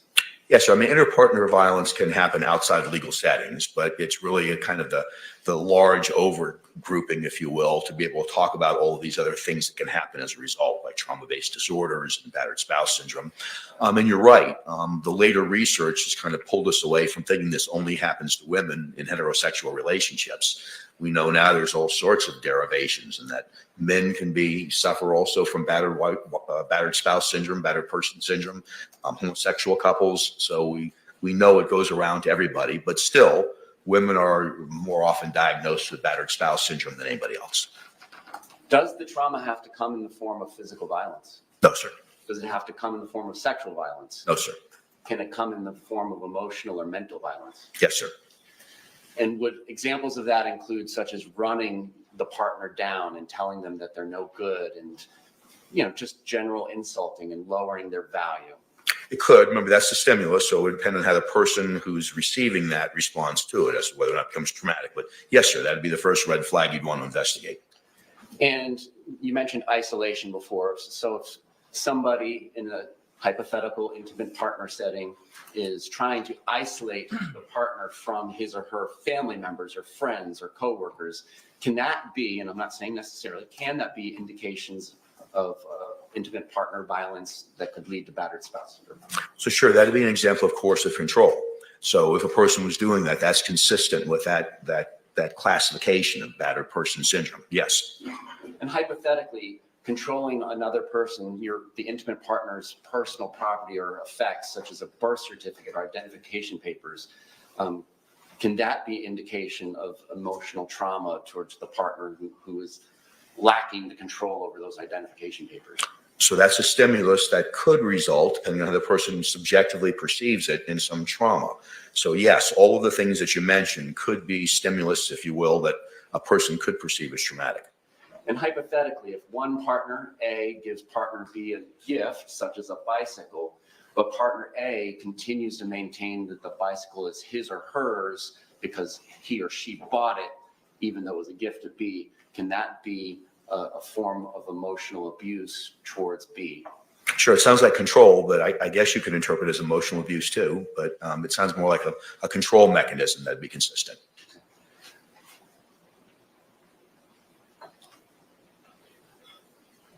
I'm not suggesting that it's legally or morally okay, but when one intimate partner does these hypothetical emotional things, non-physical violent things to partner B, if partner B has poor personal skills and coping skills and may be consuming alcohol, is it unreasonable or unfathomable to hear that partner B responded with physical violence to partner A? Objection, assuming facts not in evidence.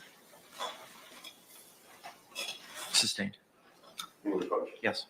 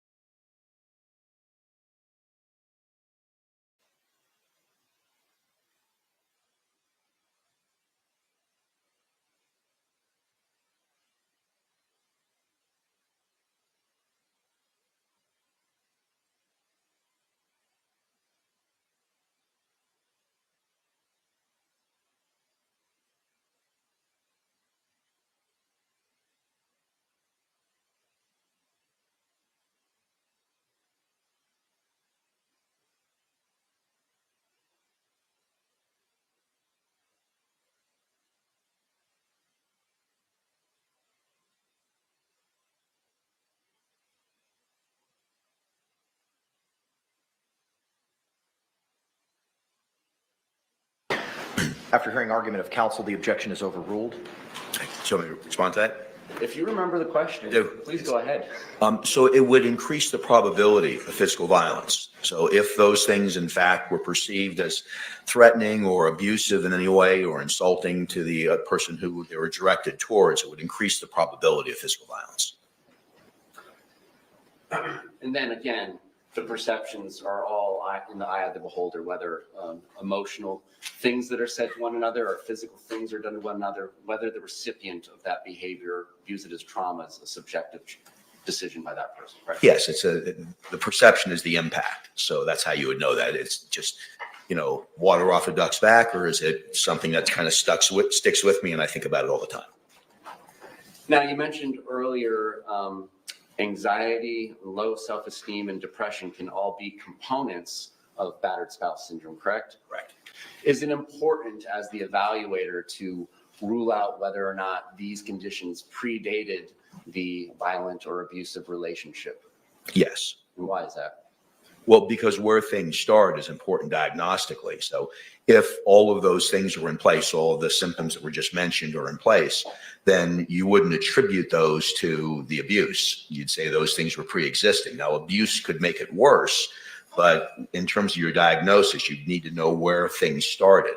So if those symptoms didn't start at the time where there was abuse that was alleged to have occurred, then it's unlikely that it's attributed to that abuse. And independent of any narcissistic personality disorder traits, would you agree that anybody in a certain legal setting has a motivation to present themselves in a certain way?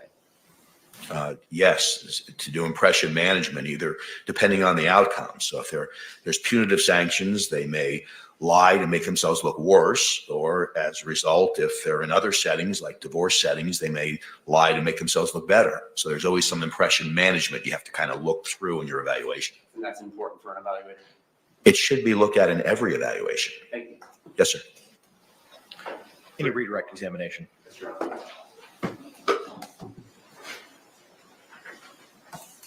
Just want to, one more time, in response to the state's questioning, you indicated that. That was okay, Mr. J. Way to pivot battered spouse or intimate partner to narc and low self-esteem and control issues and all of the things that he brought up. Way to kind of chip away at the battered spouse and really highlight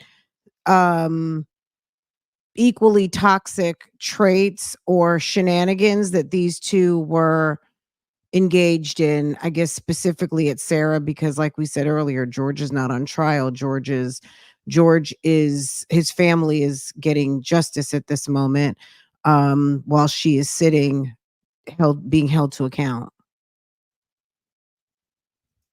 But yeah, way to go, Mr. J. Where an individual's credibility may be in question, there is a necessity that the individual who's making the assessment corroborate whatever they're being told. Is that correct? Yes, sir, in a number of different ways. We have psychological tests that assess for things called malingering or faking mental health problems or difficulties. So you'd want to do that. You'd want to look at other evidence to see if it's all consistent. So it's very important you don't just rely on self-report. It's possible that an individual may exhibit one or two attributes of a particular DSM diagnosis, but not actually qualified because it's simply not there. Right, sure. So sometimes like social isolation can be because we're introverted, or it could be part of depression. So you need to kind of follow it out and see how many of the symptoms are there to see whether or not it meets the criteria. So I may exhibit one or two symptoms of narcissism, but not qualify because I don't meet all of those, or a significant number of the indicators that you would rely upon to make that diagnosis. Yes, sir. Or it can be situationally based, like we may display narcissistic features here in a courtroom, but may not do that in any other part of our life. Now, in your experience, have you learned either through your studies, experience, and so on, whether or not the abusive behavior may begin based upon an individual's perception of things occurring to him as a child or her as a child. In other words, if they grow up in an abusive household. Okay, I understand. Objection, hypothetical, not necessary. Sustained. You've indicated that there are things that, I think in response to the state's cross-examination, that there are things that may add to or may contribute to a particular psychosis or symptom. Would an individual's background as a child include those type of criteria? Yes, sir. You're more vulnerable to certain psychological conditions based on your history. So if you've been traumatized before, or bad situations have happened to you before, if you've suffered from depression before, it makes you more vulnerable to those conditions or other conditions later on. Finally, one question or one symptom that we haven't discussed, I don't think, or maybe it was discussed by the state, was learned helplessness. What is that?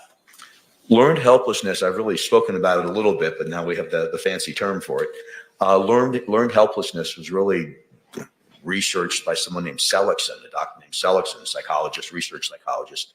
And just real briefly, what it is, it's when someone kind of gives up and feels like there's nothing that they can do to change their situation. It was originally done with laboratory animals. But where a person really feels that no matter what strategy they've taken, like leave, stay, fight, whatever it might be, it won't work. It usually leads to depression or developments of other strategies, like I have to appease or please or make sure I do everything correctly or apologize. So it's really believing that no matter what you do, it won't be effective. Doctor, thank you for your testimony. Thank you for Sure. traveling up here from Miami so early in the morning. No problem at all. Thanks for the rest. Thank you, sir. You can be excused. Thank you, Your Honor. Can the parties approach for a moment?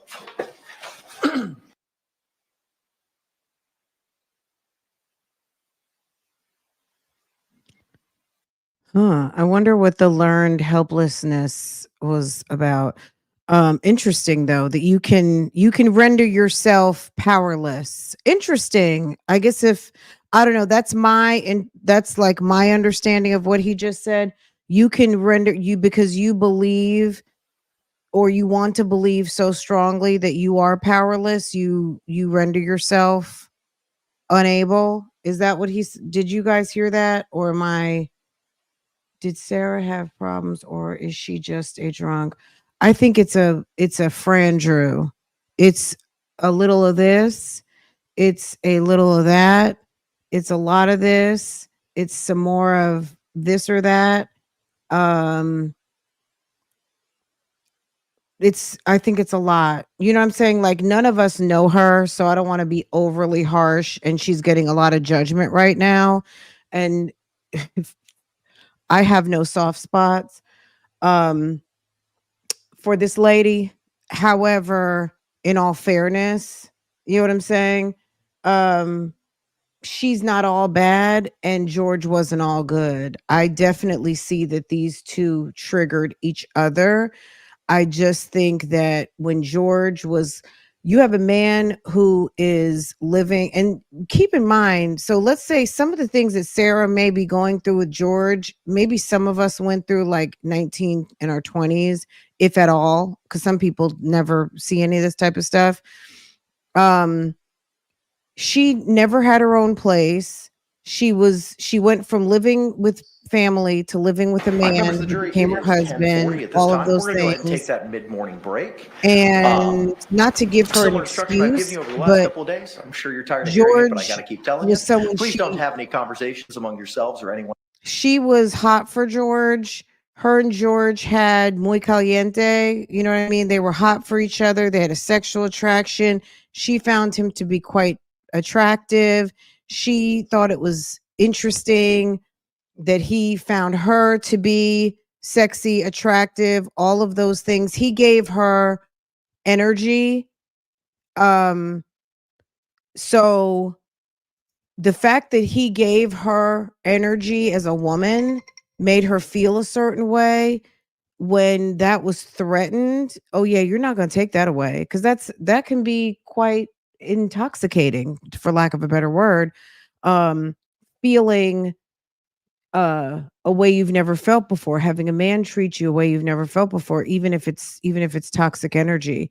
Um, I don't know. Sarah is a very complex individual, but I'm going to just stand on she had no right to do what she did, and she's admitted guilt of what she's done, and or not guilt per se, but let's just say she admitted having her hand in what occurred to George that led to his death. So I don't you know what I'm saying? Like, to me it's cut and dry. All of the other things are things that she gets to work on while in penitentiary. You know what I mean? Like, I'm not trying to be unfeeling about it. That's just my thoughts.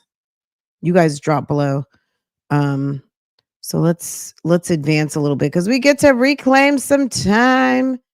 I don't think he's asking them anything right now. I think, let's see. Hold on, I gotta get the dogs from outside. I think they just went to Medallion. Let's get caught back up, guys. All right, let me let Boo Boo and Poo Poo in. Unofficial. That's what I'm calling them today. Tomorrow it'll be something else. Let me let the happy couple in, and I'll be right back.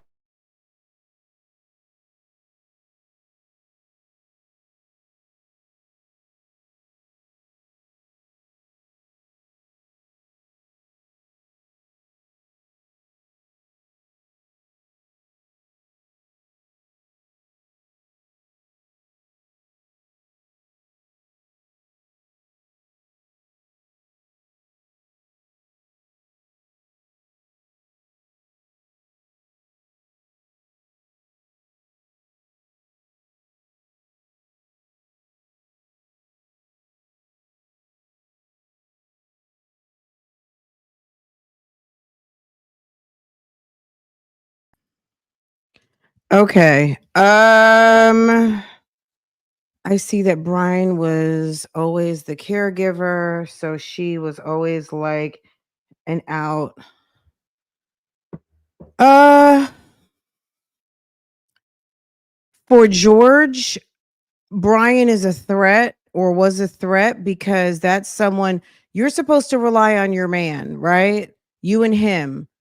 And he's mad at Sarah because you're constantly calling your ex-husband. I mean, how many of you out there can call your ex-husband or your ex-boyfriend if your man isn't coming through on something or doesn't have? Who does that? That's weird. You don't do that. First of all, make your own money. And second of all, you shouldn't be calling a man outside of your man, even if it's your father. Most men don't like that. Most grown-ups don't do that. Call other adults to pay or handle business that needs to be handled up under that roof, because pretty much at a certain point you're self-sufficient. And keep in mind, these are not 20-year-olds, these are 40-year-old people. So this, when will we get it together? At middle age or never age? You know what I mean? So Sarah, Orlando is a is a beautiful place, and I like to go there to vacation. There's a lot of people that work really, really, really hard for low wages. There is a working kind of and this is in every city, not just Orlando, but there's I've seen documentaries of the people that work for Disney who live in hotels, and that there's a very transient, somewhat, kind of just above homeless population. There's a lot of people. I mean, if you listen to the Jennifer Soto story, I mean, she lived in a 4-bedroom townhouse. She had 2 roommates and a weirdo boyfriend staying there. Look what happened with that situation. People living out of convenience, not necessarily out of, oh my God, I'd love for us to be roommates, more so I need a room and I need a cheap place to live type thing. Sarah was inappropriately falling back on her husband for a lot of needs that probably, George may not have felt in a position that he could say, I want you to stop talking to Brian about things outside of Lucas. Because if Sarah was controlling his relationship with his kids, like it was one of those, like, what's good for the goose wasn't good for the gander. Brian got to support Sarah and George, but George didn't as well as he should have been supporting his own kids, right? And it was a problem when the ex-wife was calling for money to help support the children, right? But she needs her money from Brian, but George's ex-wife didn't need the money from George, right? That thing. It was just a mess. I haven't had time to deep dive in this case, but I try to pop in when I can. Ernest's case is my first case to ever sit and follow. This is new for me. Following crimes exist. Yeah, absolutely. It's quite interesting. It's like it's for no pun intended. It's like a big puzzle. Good morning, good morning, good morning, good morning, Mocha Wine. Glad that you're back online, that you're doing well. People were asking about you this morning. So good morning, guys. Mocha is in the chat and she is doing well. Girl, integrity means all. Yeah, interesting. A homosexual. Okay. Let me scroll back a little more, see if I missed any. Butterfly, I'm so sorry you went through that. And yes, it's very TR, especially if you don't have the necessary life skills and wisdom. Let me see. All her fam members passed away at the same time when she was in her late teens. Young people can't leave the circumstances. Was someone talking about young people? I don't know, her family. Are you talking about Sarah Boone and her family? I don't know what happened to Sarah. I know that she lost some family members, but that can be traumatic, but her losing family is life. You know what I mean? That happens to all of us, right? Some of us get the luxury of long lives with our parents and some of us don't. And it is traumatic no matter if you lose your mom at 60. You know what I mean? If you are 60 and mom is 85 or 90, you know what I mean? Or 16. I don't know what other circumstances she had. They didn't really go into that other than having loss early, if that's what you guys are talking about. I don't know if I don't know, but if that's, I'm not really sure. She and it's not a dig. She went from living with family to getting involved with Brian, her and Brian moving in, her and Brian getting married, her and Brian getting divorced, to moving in with George, and to now living at Orange County jail, right? So that's all.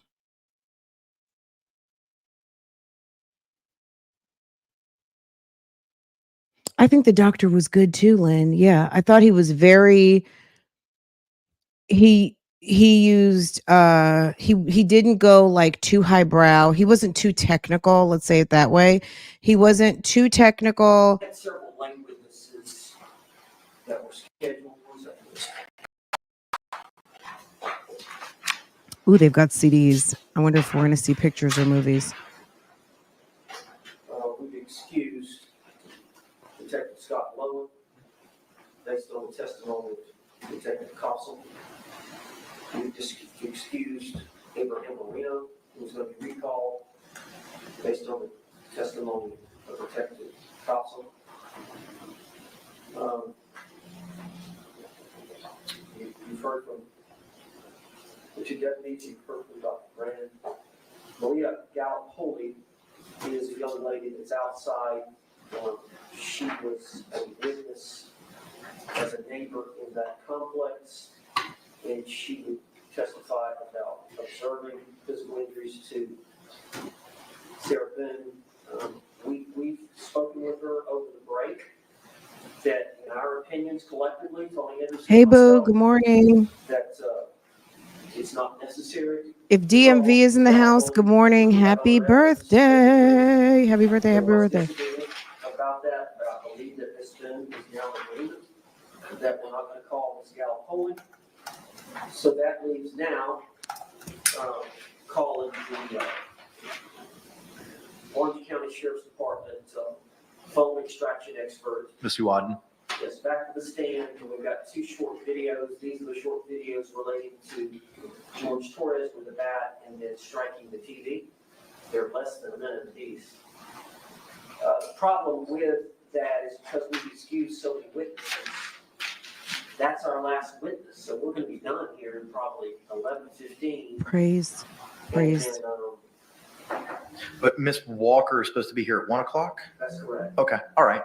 And then I haven't had a chance to meet with Dr. Harper, but I'm going to meet with her at lunch over next door. And we anticipate Dr. Harper this afternoon. And then we may be really close to ending the defense's case. Okay, great. Thank you for letting me know that. Why do I want to say under his eye? Okay, so Early lunch, well, a yeah, long lunch. that may, well, if you're saying that your A little Handmaid's Tale presentation with reference. Ms. Wadden is 15 minutes, I don't know what the cross is going to be. It may be de minimis, or you may be saving her for rebuttal. I don't know. Mr. J or Mr. Cacciatore? I'm sorry. As it relates to Ms. Wadden, CSI Tech, you're not calling her in Sharon rebuttal? made a predicate during her trial testimony during our case in chief of the exhibit. I'm going to put it in rebuttal. Okay, awesome. So what we can do is we can proceed with Ms. Wadden, and we could just take an early lunch and ask them to be back here maybe 12:50. So that way, if we have any issues, we can address them before we start at 1 o'clock. Ms. Boone, you were sworn this morning. I just got a couple of things to go over with you. There was a list of witnesses that was provided to the court last night and again this morning as potential witnesses that may be called in your defense. One of those witnesses was Maria Gallipoli. Your lawyers have advised that they may not be calling that person as a witness in this case. Do you understand that? I did. And again, similar to other conversations we've had, I don't want to go into any specifics of any conversations that you've had with any of your lawyers, just whether or not you've had them. Have you had conversations with your lawyers about calling Miss Gallipoli as a witness? Yes. Have you had conversations with your attorneys about why they are deciding not to call her as a witness? Butterfly, Similar happy to what we birthday, discussed hon. yesterday, do you DMG, happy understand that birthday. your All the attorneys Scorpios, make happy birthday trial today. strategy decisions, including And what all witnesses to of call or not to The call? season. Okay. Yes. Are you still satisfied with their representation of you in this matter? Yes. And are you still on board with the strategy that has been employed in your defense? Yes. Are you in agreement with the strategy not to call Ms. Gallipoli as a witness in this case? I am. Okay. All right. Thank you very much, ma'am. Then let's go ahead and bring our jury back in and we can call Ms. Uwad and go from there. Mr. All right. Lane, can you excuse Ms. Gallipoli? All right. Thank you very much. Let's go ahead and stand and bring back in our panel.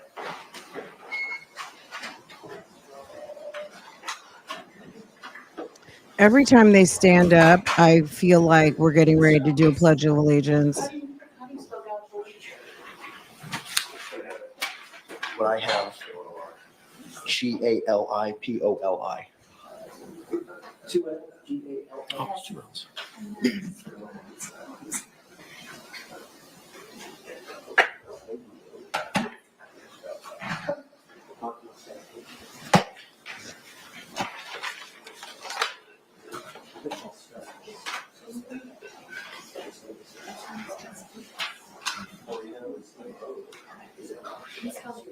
If you're just now coming in, good morning. Happy Wednesday, guys. We are in Orange County, Florida, in room 12 Alpha with the Honorable Judge Michael Kreinick and the prosecution, the state attorney, the assistant state attorney, Mr. J and Mr. Cacciatore. And we have the defense team, the pro bono defense team for Miss Sarah Boone. Okay. We are currently waiting for the jury to come back in. We've had one witness this morning, and the witness was, help me, Lord, Michael P. Brannon, the co-director of the Institute for Behavioral Science and Law. Oh, and Chelsea Copsell started off the morning as usual. I think Mr. Owens has a deep fascination with Detective Copsell. Defense, do you recognize our jury? Yes. I think you all can be seated. Members of the jury, once seated again, if you could confirm you complied with the court's instructions during our break by raising your hands. Good Record morning, reflect everyone. All hands have been raised. Defense, you may call your next witness. Judge, we would call phone, forensic phone extraction officer with the Orange County Sheriff's Department, Officer Wadden, to the stand. Thank you. We'll bring her in.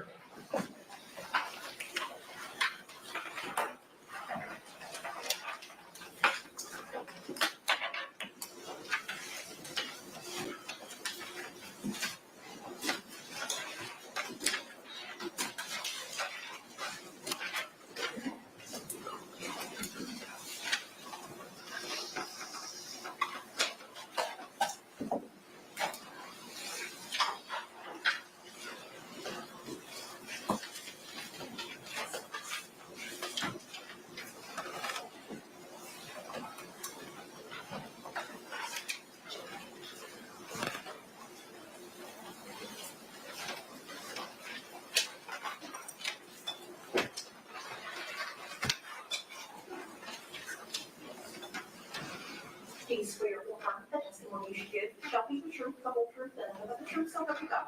I do. Good morning, ma'am. Could you state and spell your name for the record for us? First name is Janella, Junella. Last name Wadden, UAD as in Delta, AN. Counselor, you may inquire.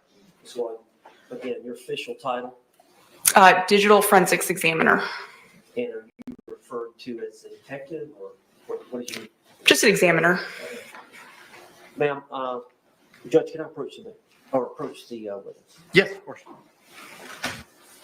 Ma'am, I'm going to show you what's been marked as identification defense exhibit AA. And you recognize that video or that CD of the video? Yes. Well, I think we kind of prepped you on it ahead of time. That was extracted from the Sarah Boone phone that you were asked to extract.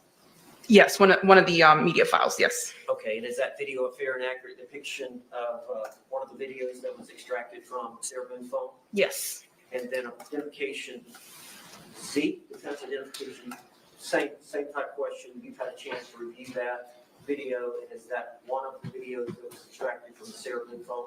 Yes. Judge, this time I'd like to have these introduced in evidence. Any objections? No, Judge. All right, what was pre-marked as AA will be received into evidence without objection as defendant 17. What was pre-marked as Z will be received into evidence without objection as defendants 18.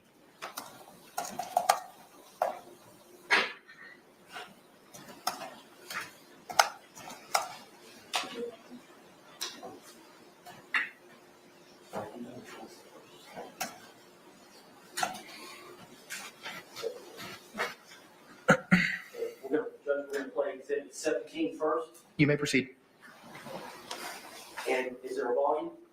Judge, do you have control of the volume? Volume is on.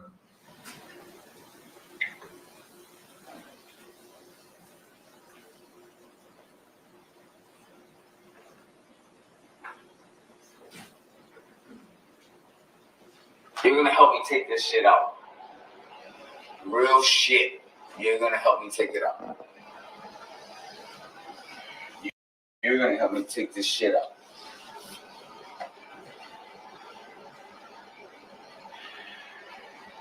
As bad as I want to.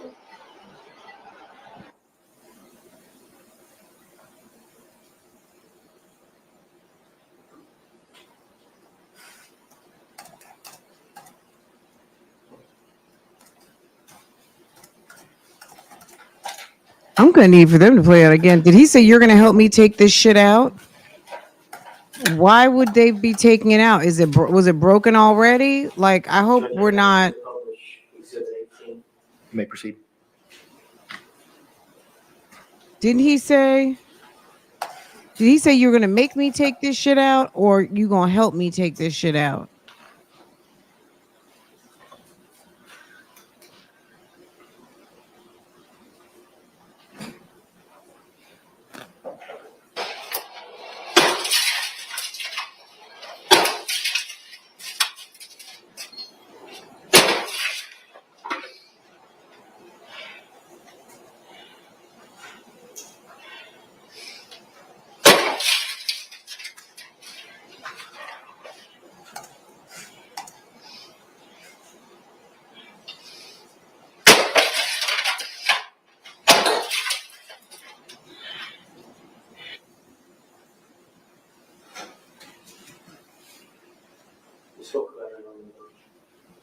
Say again, sir.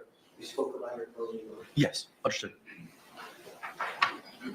They're tendering, no cross. All right, thank you very much. All right. This witness can't be released, correct? Yes. State. Yes, sir. Thank you. All right, can the parties approach momentarily, please? Okay, George broke the TV.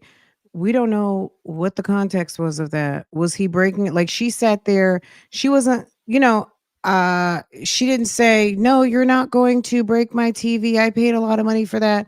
How could you destroy my property?" Members of our jury, at this point in time, it's 11:08. I know it's a little bit early, but due to the pacing and how quickly we've been moving through the evidence this morning, and how the defense has teed up their witnesses for this afternoon, we do not have anyone until 1 o'clock. So at this time, we're going to go ahead and take our lunch break at this time.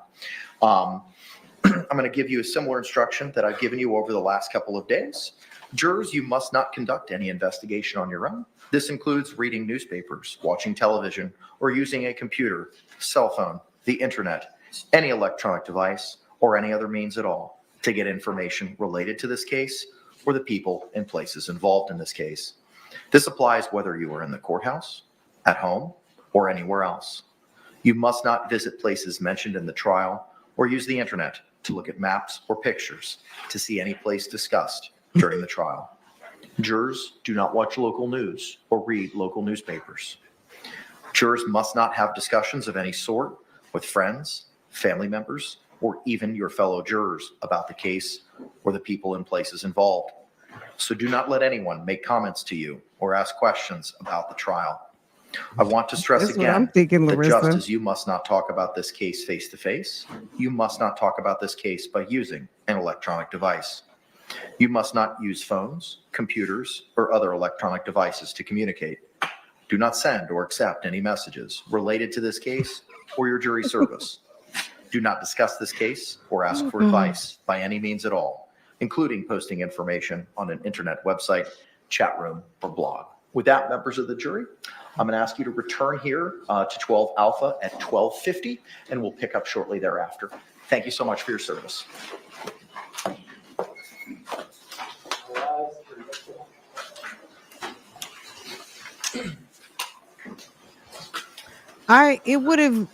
It's not more impactful than George in the Suitcase. George in the Suitcase trumps everything. There's nothing, him busting up a TV is not a justification to take someone's life. You filming him twisting your arm and throwing you down some steps would have been a factor in you defending yourself. And all this filming of random events of you guys tearing shit up, two people who don't really have a whole lot.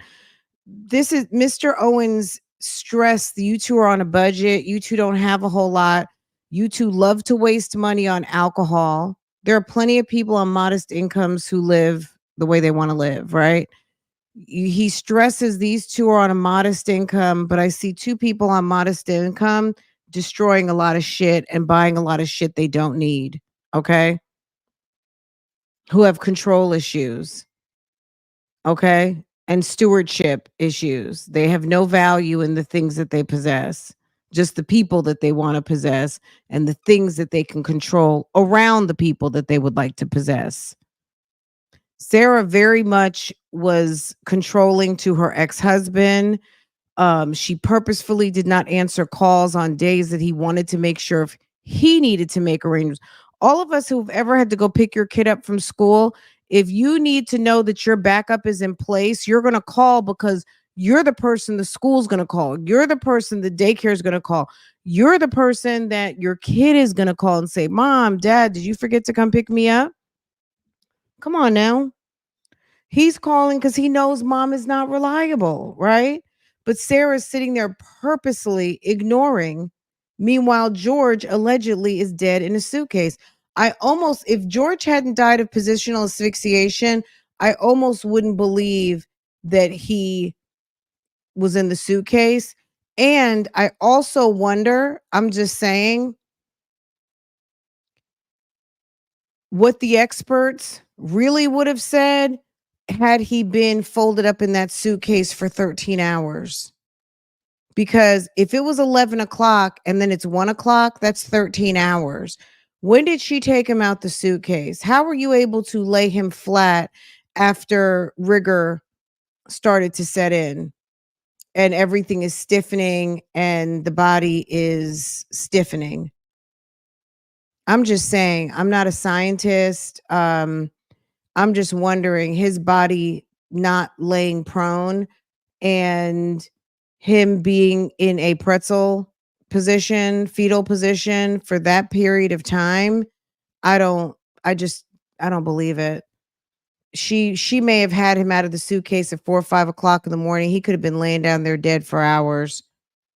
I really don't believe her story. And the more I don't believe it, the more I can think of more scenarios of how she lied, because she's lied so much.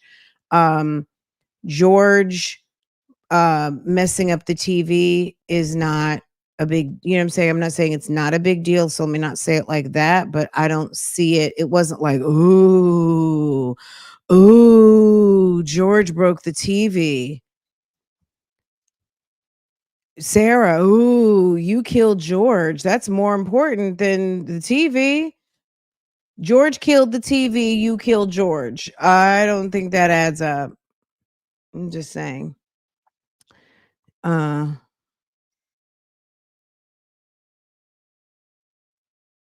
They didn't ask that question. They didn't ask that question. Oh, I didn't know that she took him out of the suitcase. Did she feel anything? They didn't ask her that. They didn't ask any of, like, they didn't ask any touchy-feely, warm, fuzzy, emotional questions, and I have not seen one tissue passed. Okay? I don't believe Sarah at all. Like I said, only thing I know, George is dead, and Sarah claimed responsibility of zipping him into a suitcase and swearing on her son that she didn't do it intentionally. I know prosecution probably suspected a lot of things, but of course they had to go only with when they could prove, but it's,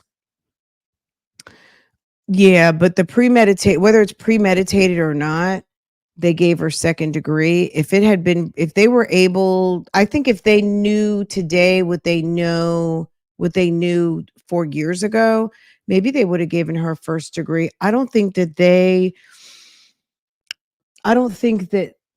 know that they were sure what actually happened and she was lying. You know what I mean? Like, it's easy for us, number one, because we're so smart, but it's been 4.5 years, right? And they're arriving to a chaotic scene and someone who is acting very much out of control, and they're getting her story, and her story continues to change, right?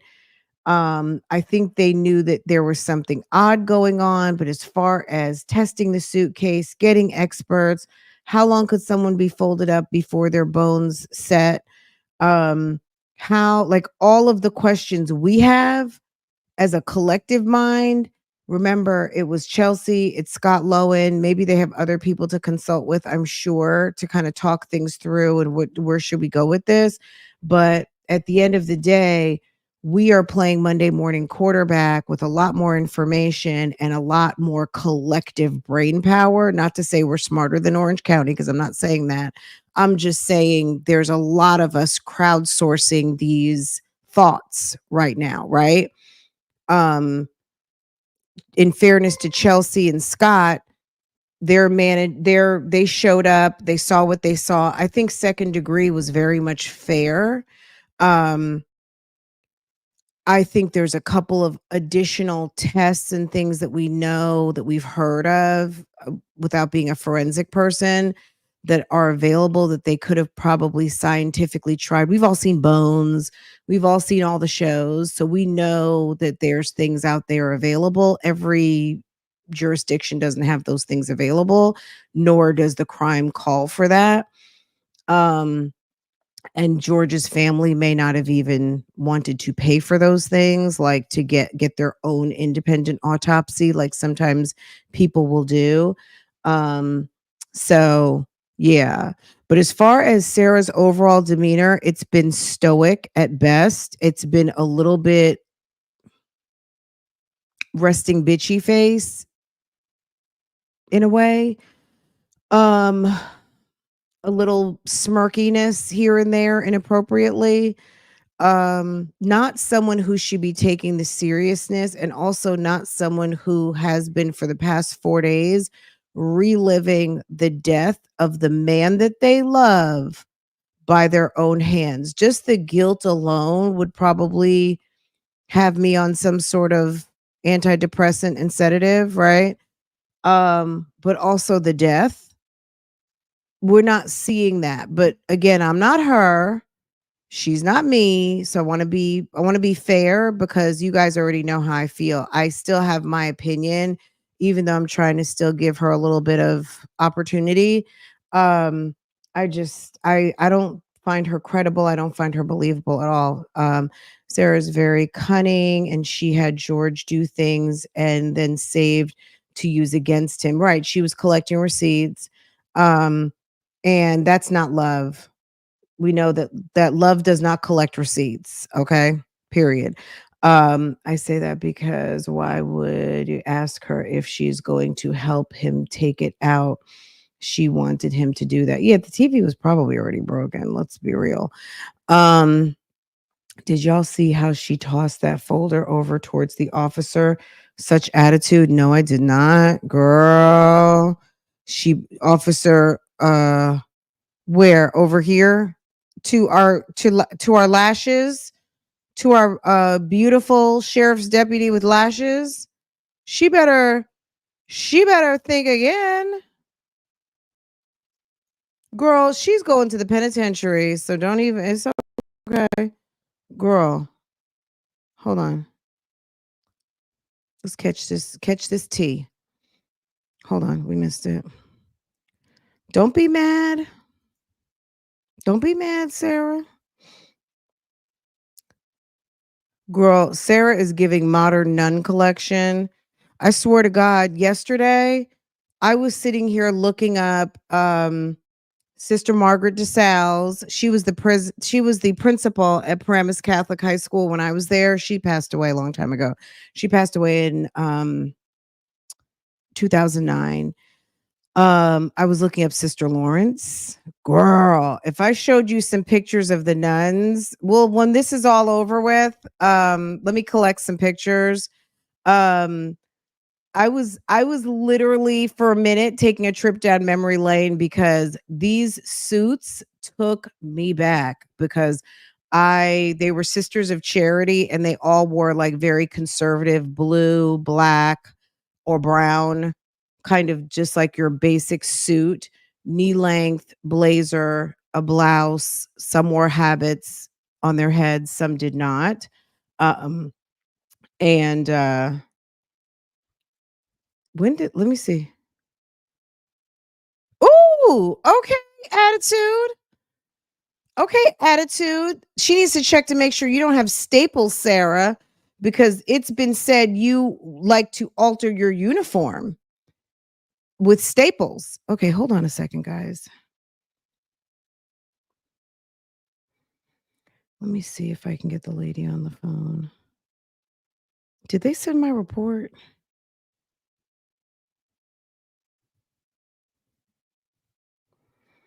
Let me see if I can get her on the phone.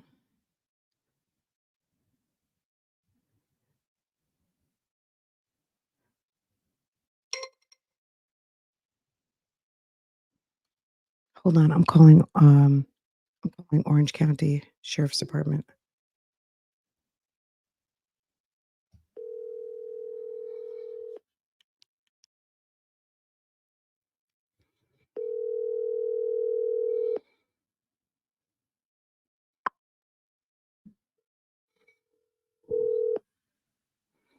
Your call has been forwarded to an automatic. Okay, let me try another one. Why do I smell something in the kitchen? Hold on. Did I put anything in the oven?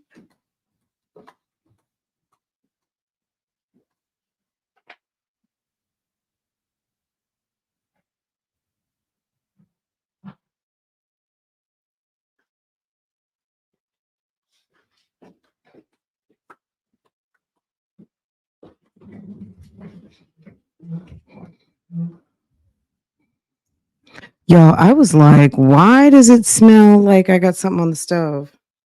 Okay. Let's see.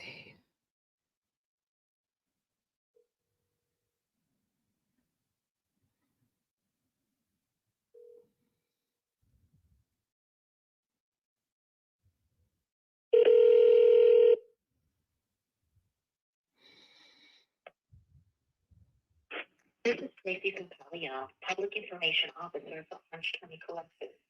Either away or the office at the moment. Okay, I'm gonna send her a note. Okay, well, okay. I'm from Jersey. Yes, I am. I'm from Bergen County. If you're familiar with New Jersey, I'm from Bergen County, Englewood.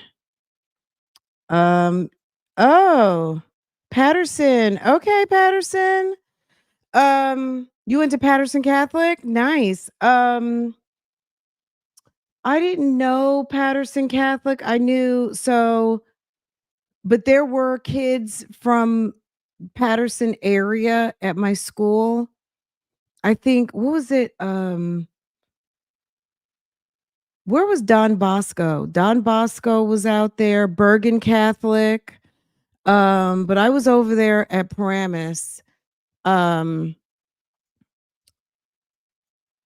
Interesting fun fact, James Gandolfini from The Sopranos, his father was the head janitor at our school for many, many, many years. And of course, his son retired him after I left.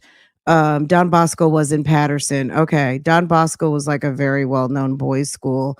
But yeah, I was a Paramus Catholic girl. Yes, Mr. Gandolfini was the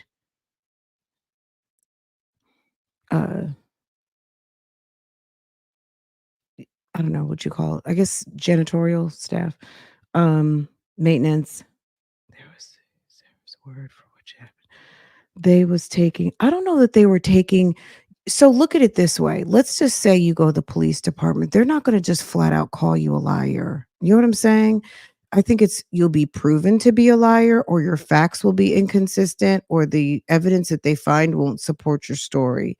So keep in mind our system is set up innocent until proven guilty. Isn't that what you would want? The fact that her story isn't adding up, that just goes with lying, right? They can't treat her as a liar out the gate. Now, does that happen to people? Because the law is administered by humans and we are not perfect, right? And we've seen people be treated horribly by the law enforcement and the judicial system, right? And not been treated as innocent until proven guilty, right?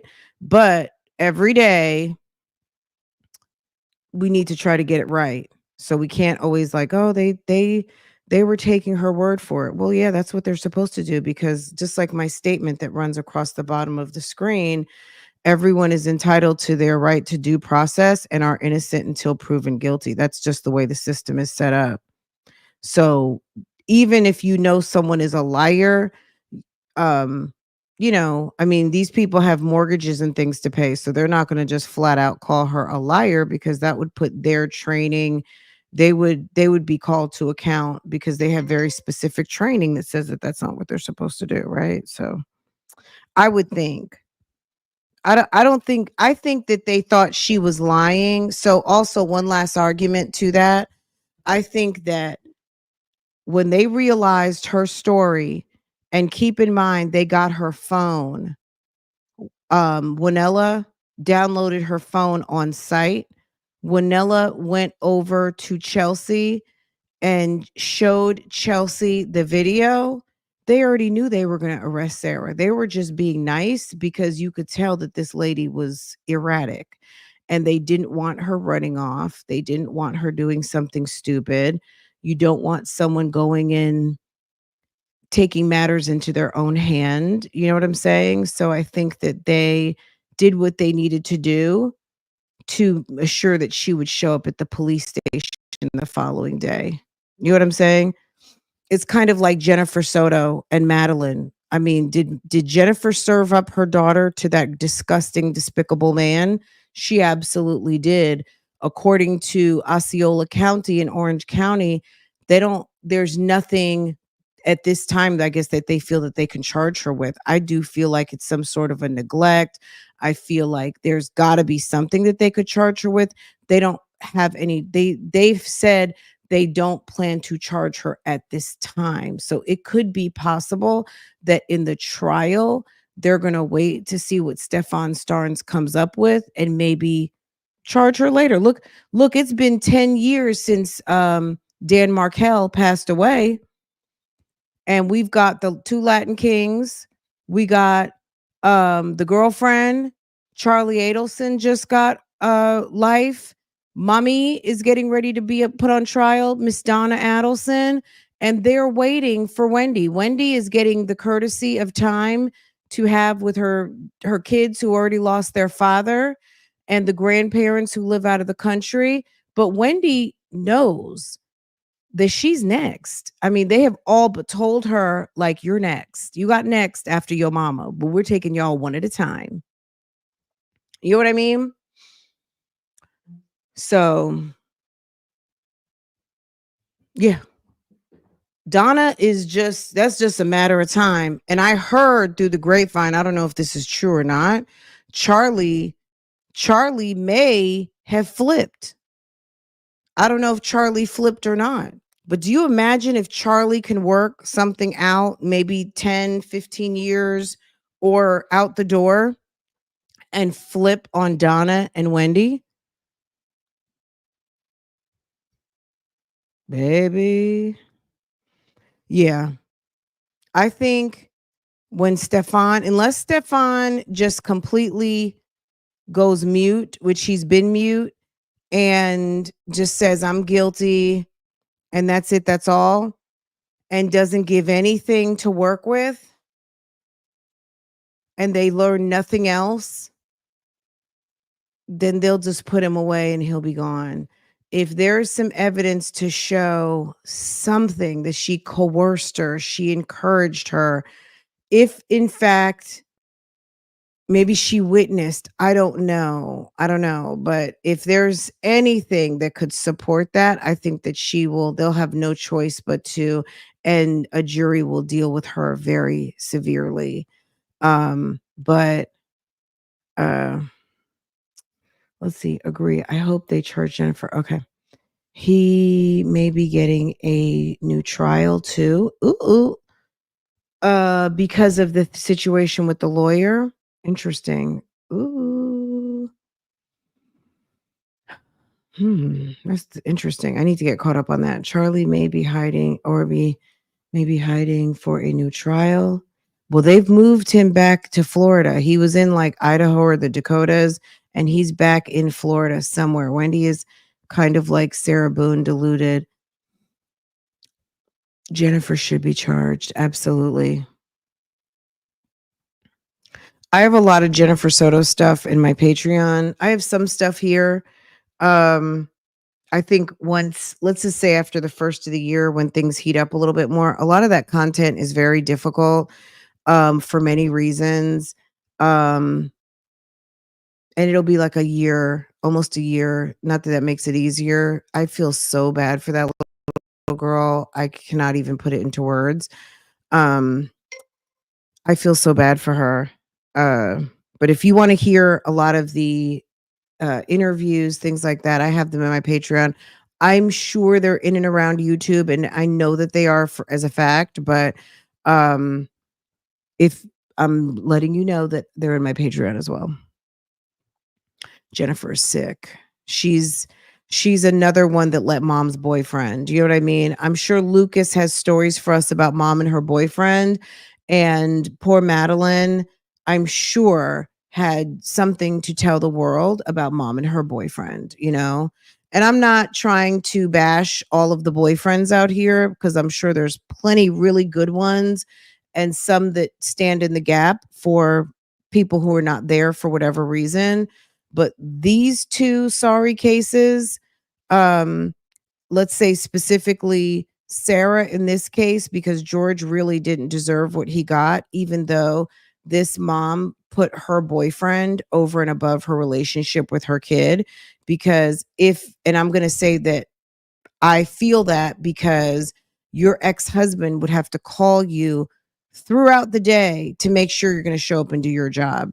If there was no other choice, if Lucas was number one, your ex-husband wouldn't have to be calling you to make sure that you know what I'm saying? Like, you guys know, for me, any of you guys who watch me every day during the week, you guys know at a certain point during the day, normally I'm offline, but since we've been doing this, at a certain point, you may or may not even be aware, but I got to handle that mom business, right?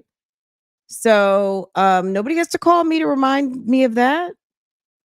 Most mothers, I'm sure 98% of us out here, do not have to be reminded that pickup is at 3 o'clock, 2 o'clock, 6 o'clock from after school or daycare, sports, all of the things, right? Come on now. Sarah had a lot of issues and it was not in her realm to handle. Butterfly, happy birthday. I don't know if you had heard me before. Happy birthday. Happy birthday to all of our friends, all of our Scorpio friends celebrating Scorpio season starting today, all of our friends who just celebrated their birthdays in Libra. um I hope that you enjoyed, and it's Scorpio season now. Stand up. I'm standing in line waiting to vote. Oh,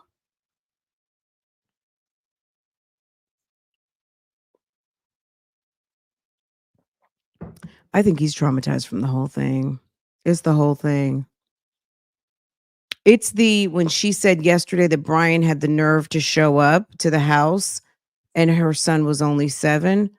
Well, what was he supposed to do? Leave a 7-year-old home alone?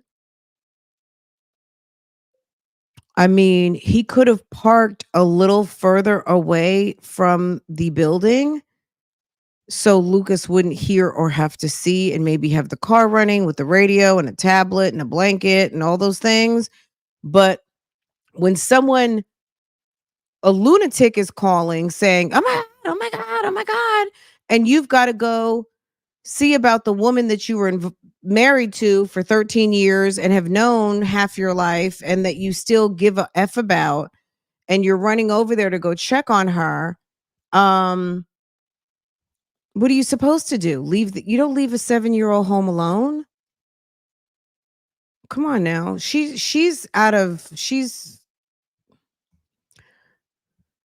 We know you leave us on. Yes, you guys are grown. You guys can be left. You guys are able to supervise yourselves. Plus, we have the wonderful, amazing moderators, and Bougie Gang as a whole will handle that business. Okay, if some sort of drama is going on, right? You guys know how to handle that business. Um,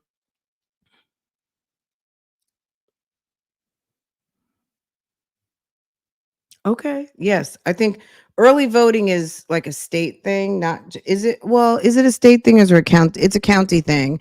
So you can have your proper ballot, right?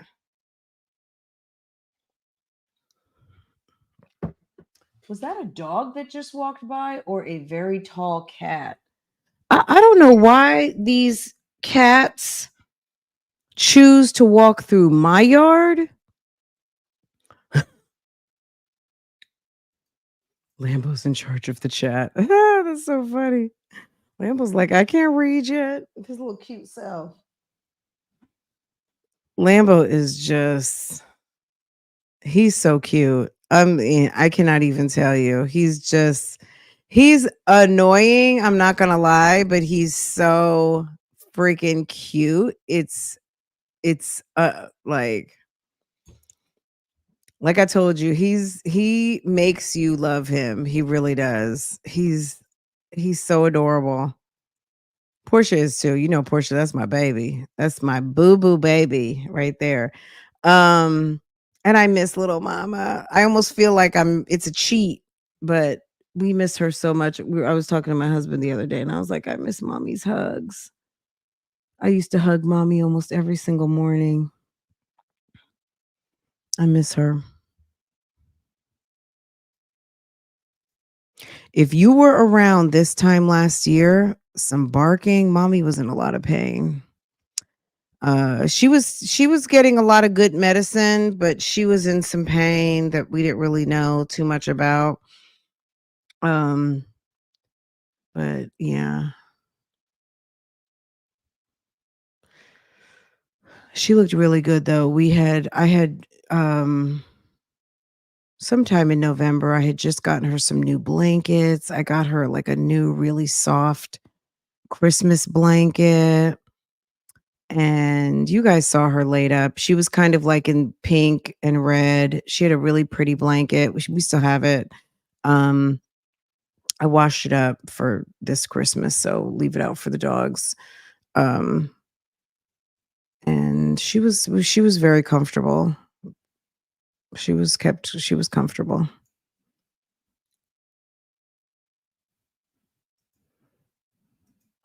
Anyway, I feel like when are we coming back? Like right before 1?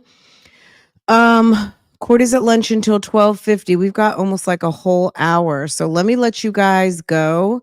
I'm going to shut this one down and I'm going to start this back in an hour.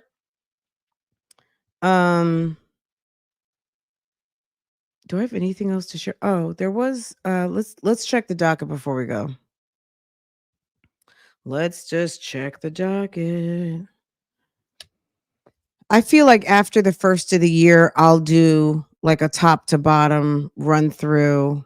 I'm not going to read the whole indictment for Stefan Starnes because you guys already know it's not even made to be read out loud. It's very much giving read to yourself because it's disgusting.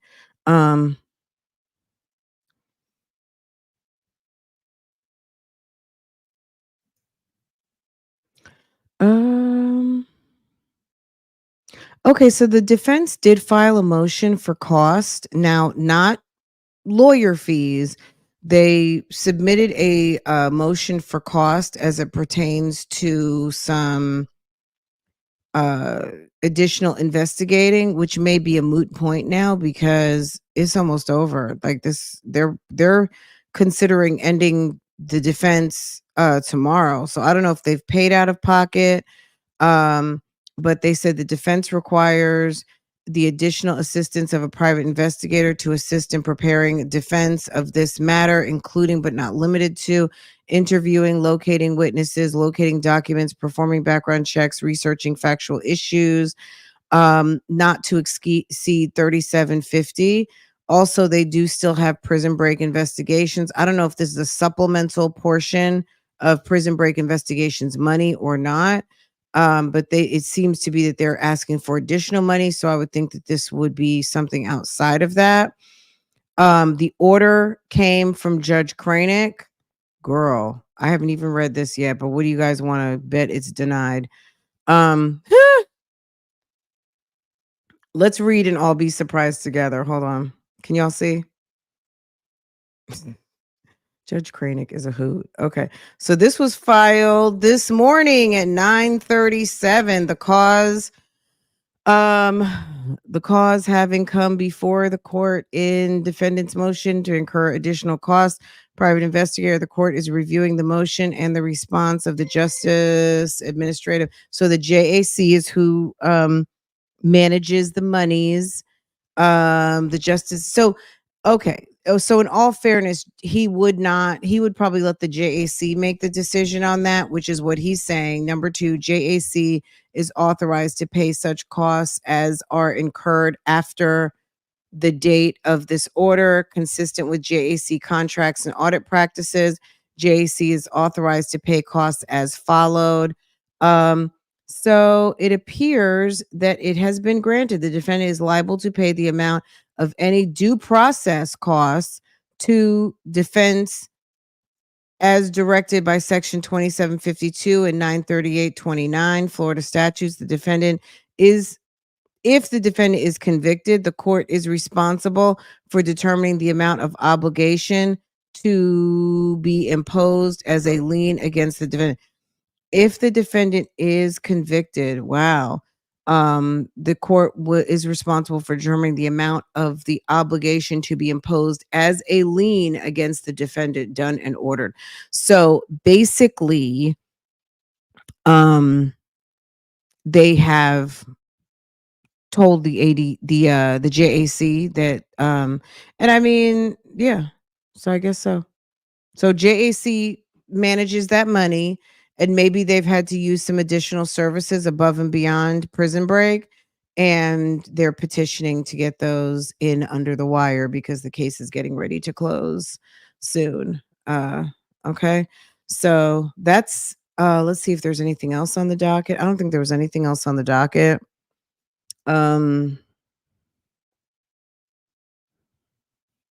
That's what we just read, the order. That was the motion for the costs.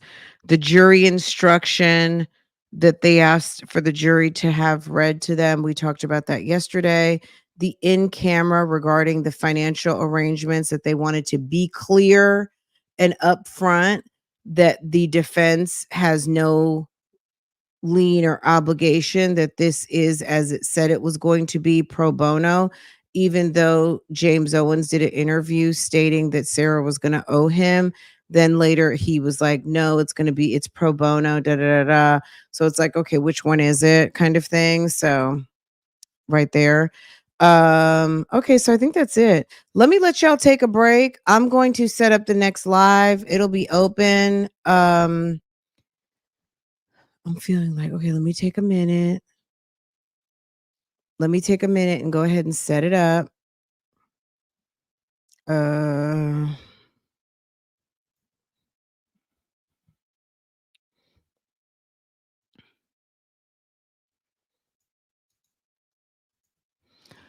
right, let's do.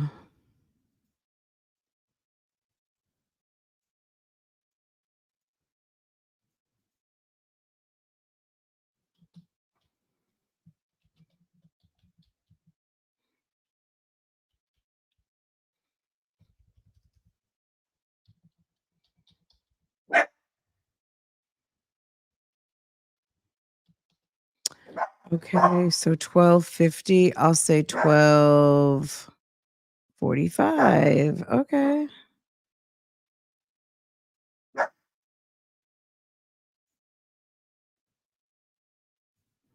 right, let me get a picture.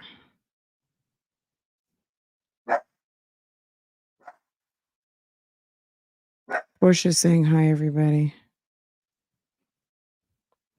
It's like, where do you go to lunch this early? Probably Panera. Anywhere, really. Diner, Panera.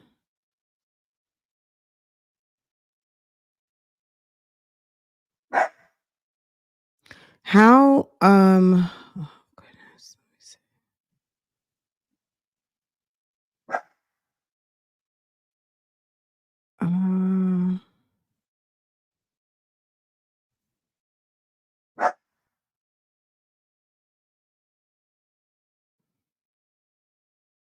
Okay, I'll just have to change the picture. Oh, I'll just use this.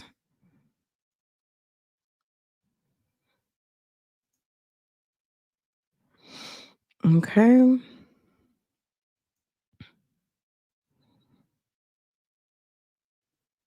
All right, guys, give me just a second. I'm doing the redirect.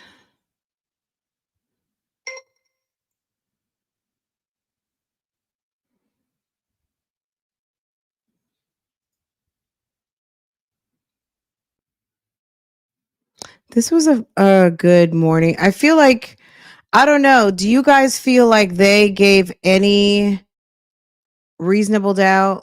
Did they sway your opinion at all? Like with this presentation today, did they give you anything?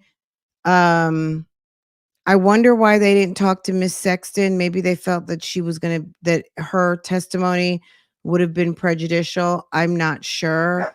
But you would think if they called the maintenance man that they would have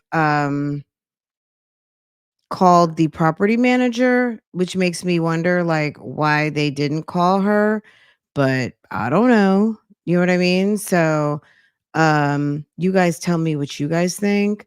Um, is this duh? Okay. Duh. I just messed that up. Okay.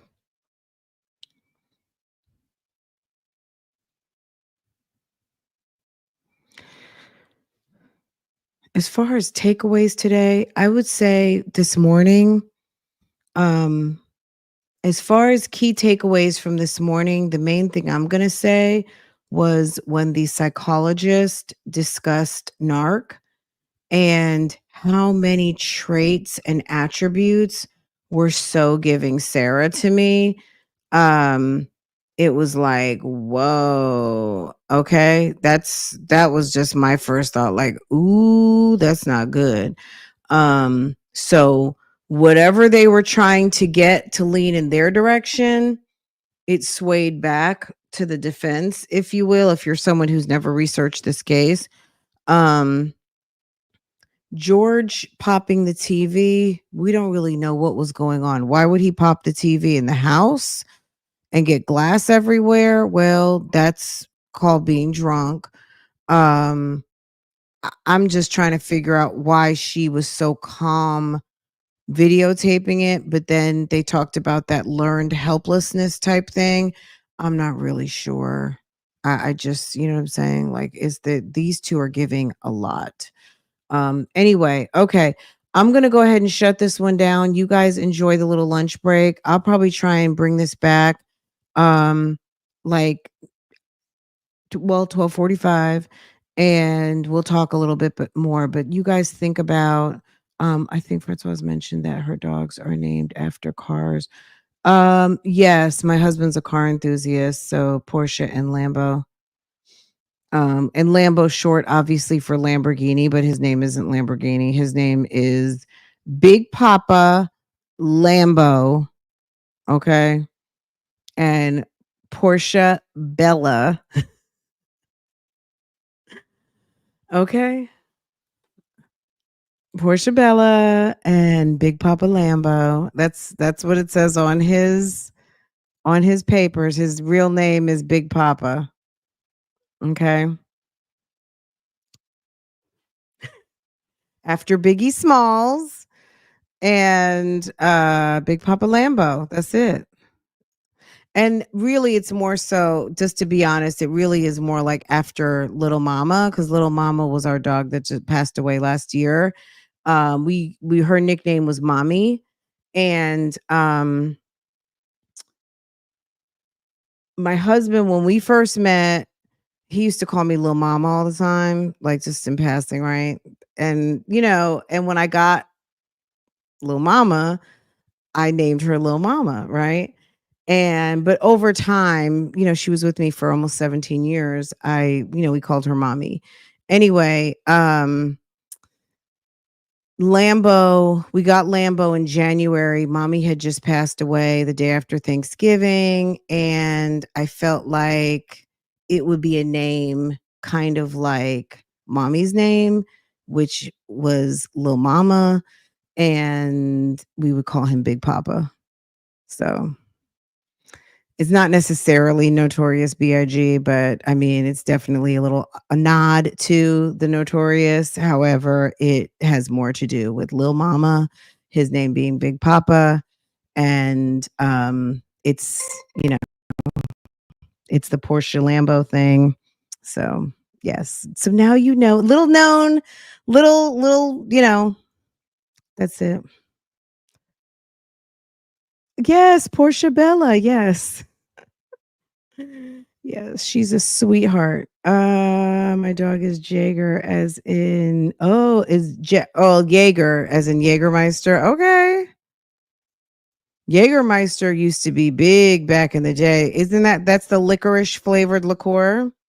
I don't if there's anything other than licorice flavored liqueur, let me know, but that's my frame of reference for Jägermeister. I just remember in college there was always talk about Jaeger. Yes, some facts, some good facts, right? Yes, thank you. Put some respect. Did someone get Lambo's name wrong? It's okay. It is okay. Okay, guys, we're gonna shut this down. Let's meet over at the other one. If you want me to start that one up and just put it on the medallion, I will, but I'm gonna like rest my brain for 30 minutes if you want me to. I don't have any music put up yet. I'm gonna see if I can download something really quick and put it on a rotation, but that's something non-copyrighted. So or copyright free rather. Okay. All right. I will see you guys after the lunch break. Okay. This is going to roll. And, okay. This morning was fun. I'll see you guys in a little bit.